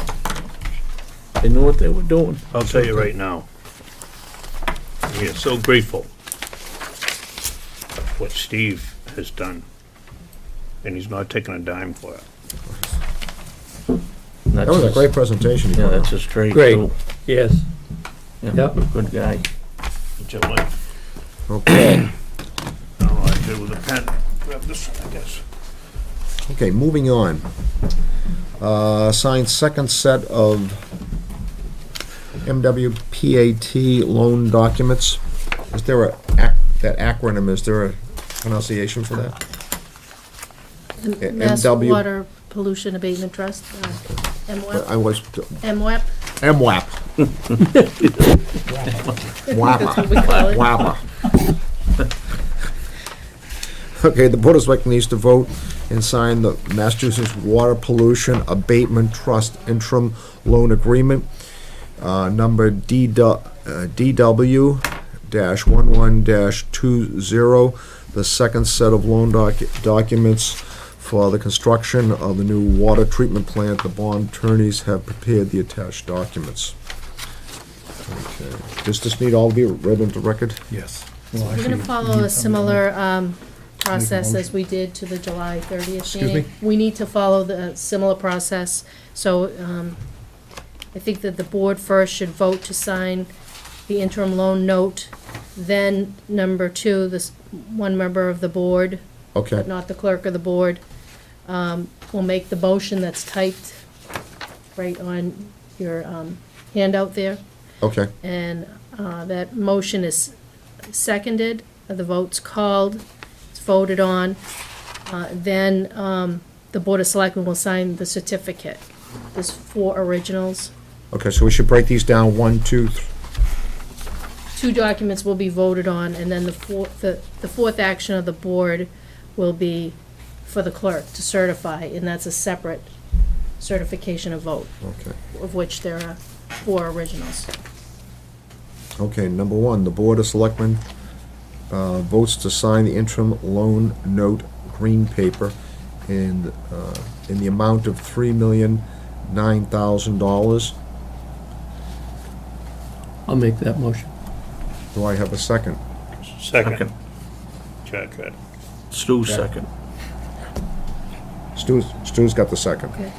All those in favor? Aye. So we need to sign this one at a time, correct? So that is the green document.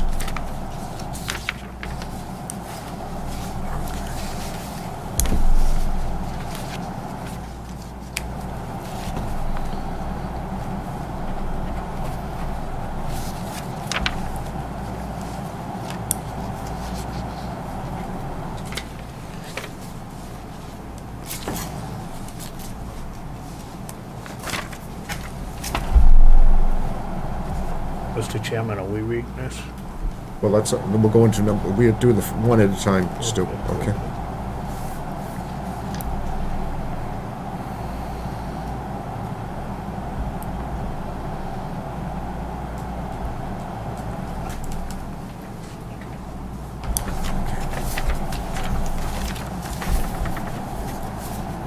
You need to read the, that would be, okay.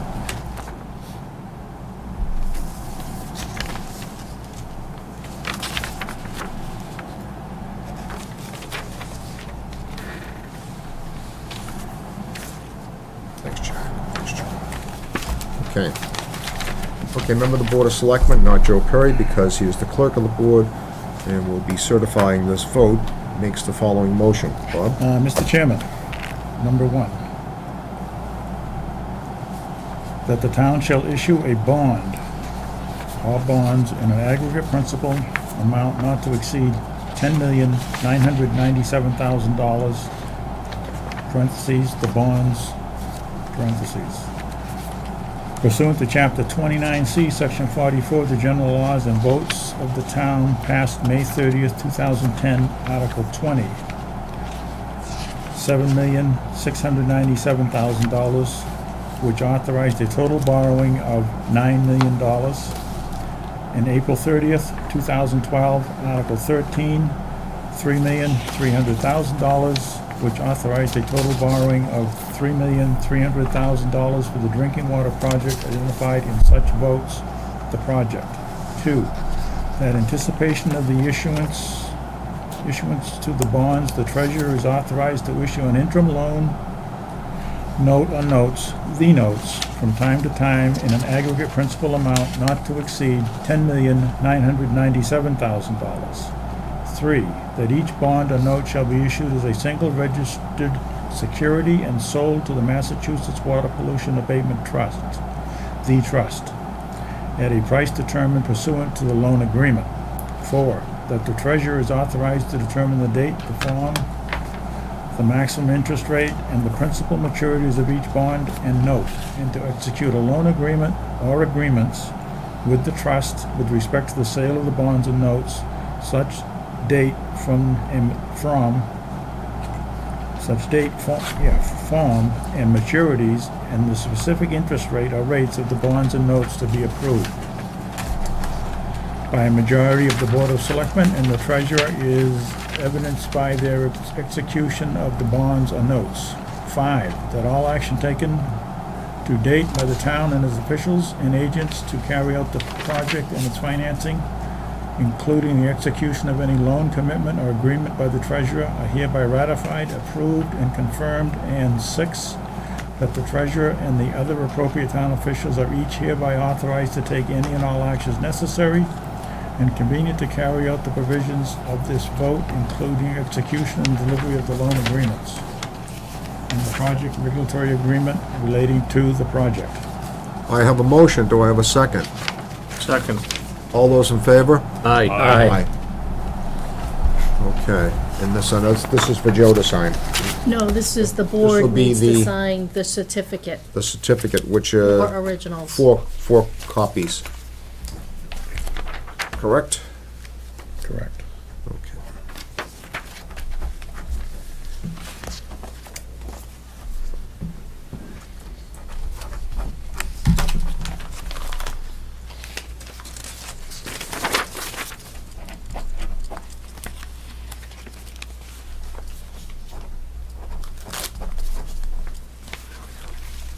Bob?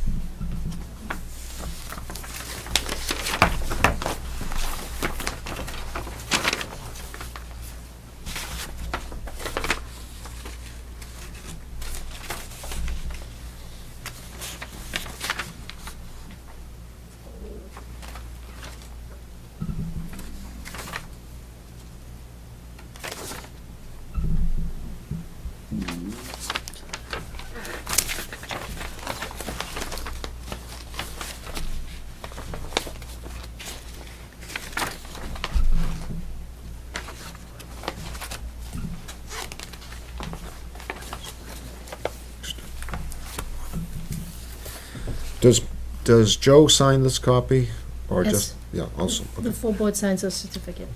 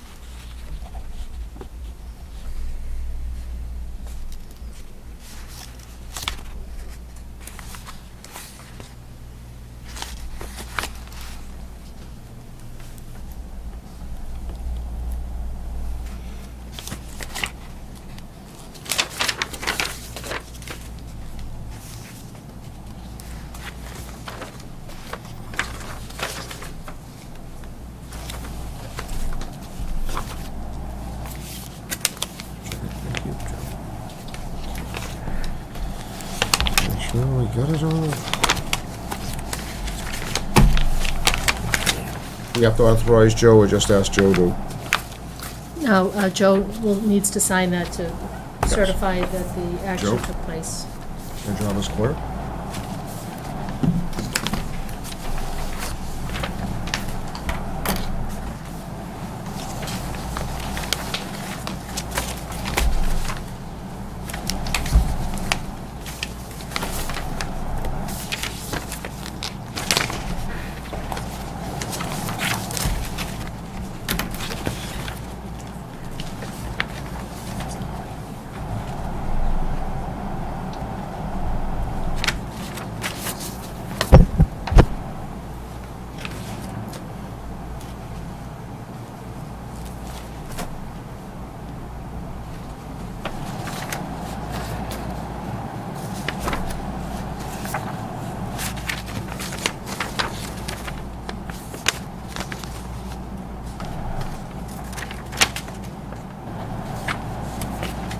Now it's official.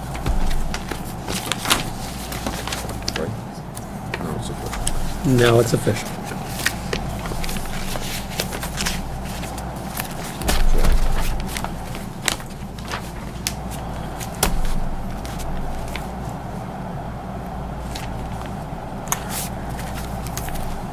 All right, that takes care of general business number 4. Now moving on to 5, sign state primary election warrants.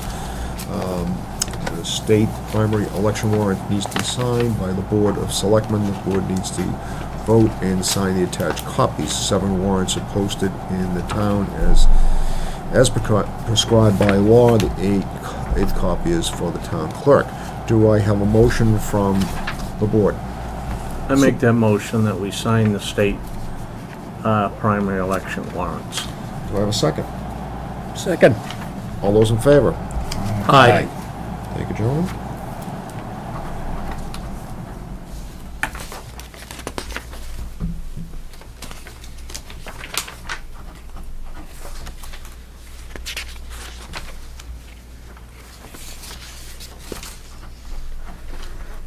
One of those signing nights, isn't it? Yes.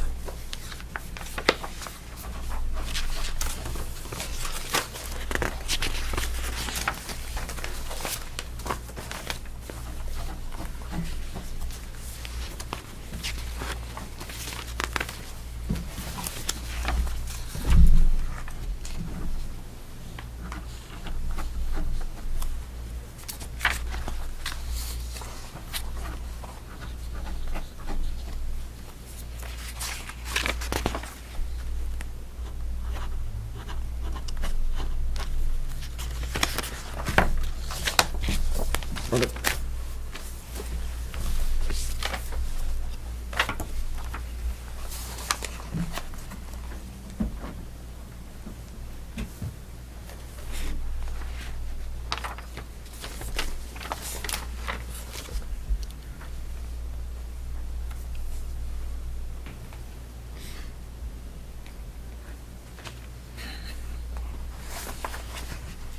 I signed it on the wrong line. I signed under Jack's name.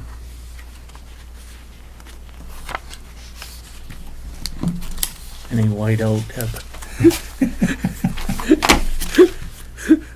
We have extra copies, the board may have an extra one. You were prepared for us. Prepared for me. No, Bob, for us. Any one of us could have done it.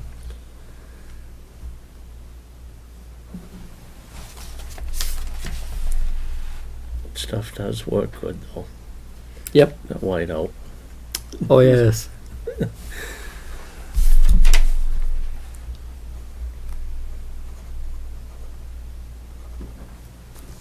When I was in my working days, I had 2 bottles on my desk all the time. But I'll tell you, today though, with a computer screen, you don't need it. No, no. And the kids don't know what we went through when we did papers. Let me pull this one. Well, we need one to, Yep, so there's, every selectman has an extra in their packet. We all got a bunch of them. Okay. I'll give this to Stu so he can get started. I've got one right here.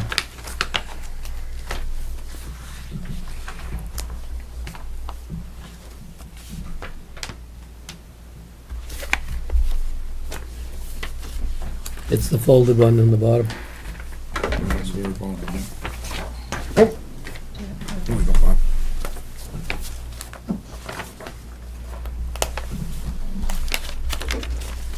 Here we go. How's the sign here?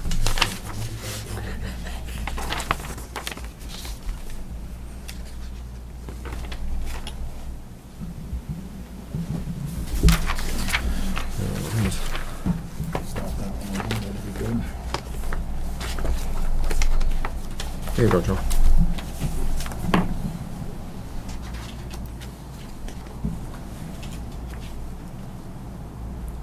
Is it okay if I sign on this Tuesday? Yeah. We got plenty of copies. What they do, mess up? No, you're fine, Stu. No, you're. Right around the corner, state election, isn't it? Yes. Sure is. And the big one. Yep. Yeah. It's gonna be a feisty one. Yeah, now all the stuff's on the TV. They should be having conventions, aren't they? Yeah, 2 the weeks, end of the isn't month. it? The end of the Yeah. month. The end of the month? Look at all the hunger we could wipe out if they used that money, Yes, all these, yes. they blow on elections. Wasted all, we're gonna have more ads. What does England do? England does what? Every 6 weeks before the election, you can't have any signs or anything. I think it's like 6 weeks before. What's that? No advertisements when you to campaign. I think it's 6 weeks before the general election. Well, it's a little bit different over there.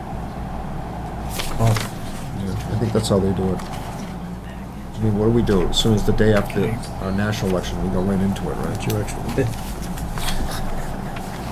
For the next 4 years.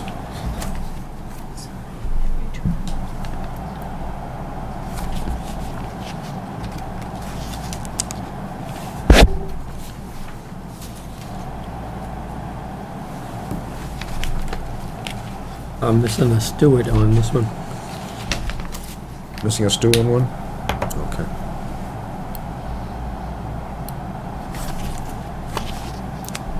Seems like I'm signing an awful lot.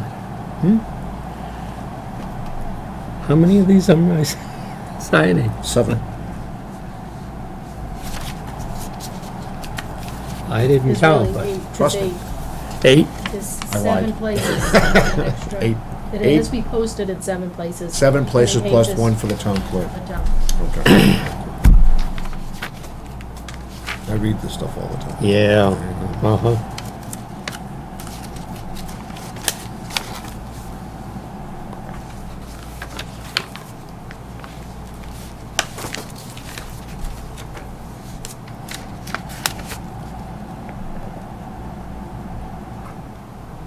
The Red Sox playing tonight? I don't know. Yeah, Are they? They are. Where are they? out of town. Tonight's their night off, but they're in Baltimore. They're in Baltimore tonight? Oh, they're not Oh. playing tonight? No, tomorrow night. Oh. This is an Yeah, I know off they're night. out of town. I thought they were on tonight. We lost Johnny Pesky today. Yeah, Yes. Johnny Yeah. Pesky. 92. Yep. 90. 92. He would have been 93 next month. Wow. Yep. Good age. Yep. Beat the odds. So you got one you're missing in there? Stu, one Stu, in wait. here for you to sign. I think you. Let's see. I missed one. There we go. Right there, Stu.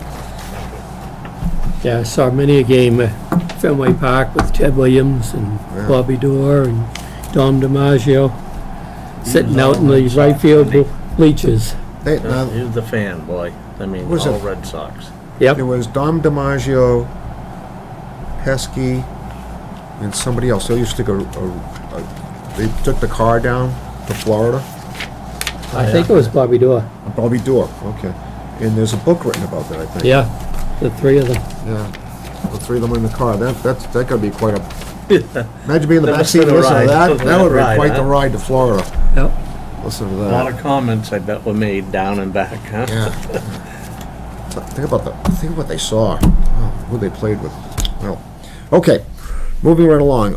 Letter from Mass Municipal Association 6th grade student essay contest. Okay, the attached letter was received from MMA inviting 6th grade students to participate in a statewide essay contest. If I were elected leader of my community, I would make a difference by blank, blank, blank, blank, blank. Does the board wish to forward the letter to Pine Grove School Principal Christine Nealon? I would make the motion that we invite the sixth grade students to participate in the statewide essay contest and to forward this letter to the Pine Grove School Principal, Christine Nealon. Second. I have a second. All those in favor? Aye. Okay, very good. I hope we gotta get a copy of that, right? The winner and all that? Yeah, well, the winner is announced, and I think they presented the award during the MMA annual meeting in Boston in January. So it's a statewide contest. So, what Oh, do they? that's the what do they 25th and choose? 20. No, what do they choose? They choose one letter from each school, or is it just I think there's total of 3. 3 letters from each school? Three finalists. 3 finalists. Okay. So they don't choose by community and then send them in? No, Okay. last year they received 1,500 essays from 100 participating communities. So it's selected on a statewide basis. That'd be interesting to, what the children have to say. January 25th Oh, and 26th. Gotta put that on my calendar. Okay, number 7, request from Treasurer Collector Karen Summit to lift hiring freeze for Assistant Treasurer Collector. Hi Debbie, I would like to request that the Selectmen lift the hiring freeze so I can post the position of Assistant Treasurer / Collector.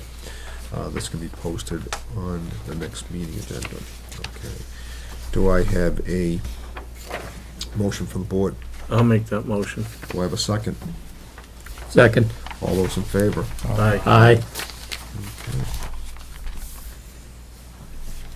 And number 8, notice from the planning board, public hearing on site plan application filed by Sprint Spectrum. Okay, Raleigh Planning Board legal notice in accordance with Massachusetts General Law, Chapter 40A, Raleigh Protective Zoning Bylaw, the Raleigh Planning Board rules and regulations. The Raleigh Planning Board will conduct a public hearing on Wednesday, August 8th, 2012 at 7:45 in the Town Hall Annex Meeting Room 39 Central Street, Raleigh, Massachusetts, relative to the application approval of site plan. The applicant is Sprint Spectrum LP, represented by David Armishbolt, 14 Hollywood Ave, Narragansett, Rhode Island.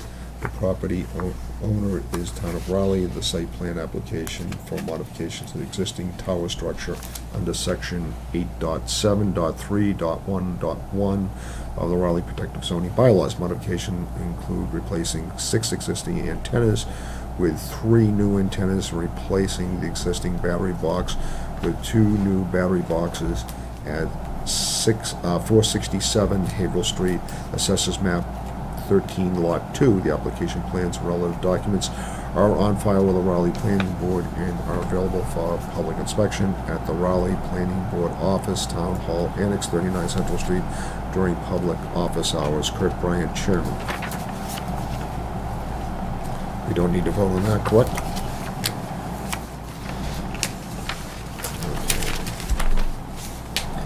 Okay, general business number 9, award GASB 45 actuarial contract. 2 responses were received in response to the town's request for a price quotation for post-employment benefits actuarial evaluation in accordance with GASB 45 statement. The study will update the existing actuarial study, which was done in 2009. USI Consulting Group, $3,900. Stone Consulting, $8,300. Town accountant Sue Bailey has reviewed these responses and recommends the contract be awarded to USI Consulting in the amount of $3,900. The Board of Selectmen needs to vote to award the contract to USI Consulting Group, the responsible vendor offering the lowest price in the response to this request for a price quotation in the amount of $3,900, and to authorize the chairman to sign the contract once it is signed and returned by USI. Do I have a motion from the board? Mr. Chairman, I move we vote to award USI the GASB 45 actual contract and to allow the chairman to sign the contract once it has been approved by USI. Do I have a second? Second. All those in favor? Aye. Aye. It's quite a difference in bid. Yeah, Yeah. 4,400. Yeah. It's always double. pleasant, isn't it?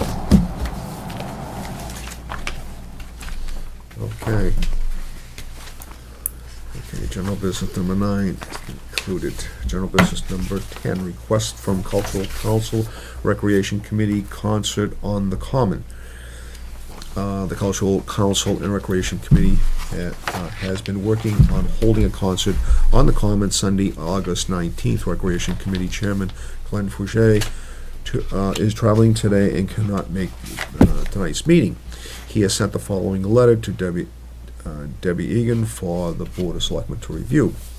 Debbie, please provide the Selectmen at the next meeting. Please be advised I will be traveling. Okay. Dear Honorable Selectmen, in conjunction with the Raleigh Cultural Council, the Raleigh Recreation Committee is requesting the use of the Town Common to host a concert on the Common Sunday, August 19th from 4 p.m. to 8 p.m. Merrimack Valley Band will be performing from 5 p.m. to 7 p.m. and we will need time to set up and break down of the instruments. Please be advised that I contacted Robert Funeral Home and notified them of this event. I have provided Mr. Roberts with the phone number in the event the scheduling needs to be modified if the service is held that day.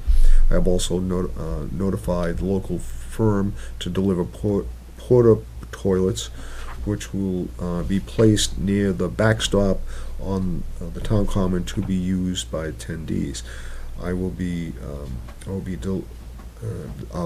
This will be delivered on Friday, August 17th and removed August 20th. In addition, members of the Recreation Committee will be on hand to ensure the trash is collected and removed in an appropriate manner.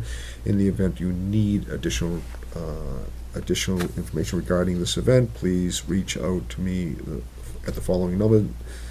And regards, Glenn Fouché, Chairman, Raleigh Recreation Committee. So with that, let's see, the police chief, fire chief, coordinator of public services, and the highway surveyor do not have any concerns or issues with this event. Okay, do I have a motion from the board? I'll make a motion, we grant that. Do I have a second? Second. All those in favor? Aye. Okay. There we go. I forget exactly who spoke to me, but somebody said that it's too bad, we should do more, have more concerts on the common. Oh, you're right, really. I mean, we have a beautiful, I mean, that's one of the first things when I came into town, and I drove by the common, and I just fell over the common. The common is just A lot of absolutely people beautiful. attend that. Yes. And it's a good night too on a Sunday night. It is. And the weekend. Yep. People around back for the weekend. Used to be a retired judge from Newburyport. Well, he was a judge and he retired. He used to ride his bicycle over to the Pancake House in Newburyport. He used to admire the common. His wife would meet him over there in the car. But he used to love that common. That, I'm gonna ask you off the wall question, Bob, but the common has not changed since the original common, right, back in the 1600s? Well, that's kind of a fallacy. Okay. That we say 1600s. It was actually in the 1700s that the town purchased that piece of land. Okay. The original training field was on Central Street with the town hall annexes. Oh, okay. So it was early, I can't remember the exact date, it was relatively early in the 1700s. They actually swapped that piece of land with the landowner for a piece of town land and wound up with the town common. Because I know there's a map going around, this map I see, and I thought that map went back to the original settlers. Well, it gives you the original settlers, yeah, but it's really not, it wasn't really the town common at the time. That was part of another farm. Okay. Minutes. July 30th, 2012. Has everybody read the minutes? Yes. Yep. Have a motion to accept the minutes. I'll make a motion, we accept the July 30th minutes as printed. Do I have a second? Second. All those in favor? Aye. Aye. Okay. Minutes for August the 6th, 2012. Everybody read the minutes? Mr. Chairman, I'm sorry, we couldn't hear with the air conditioning. We heard this one. I abstain. Abstained. I Jack. abstained from July Oh, I 30th. made the motion. You made the motion. I second. You seconded. Okay. So, Selectmen Mary and Dalzell have abstained Abstained. from the vote approving the July 30th. Okay. So we have motion, second.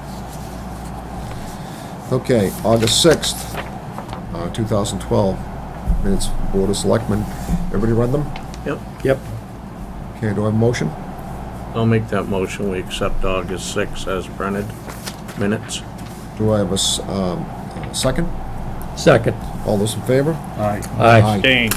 And we have an abstention. Okay. Okay, that concludes our minutes, general business, and appointments for tonight.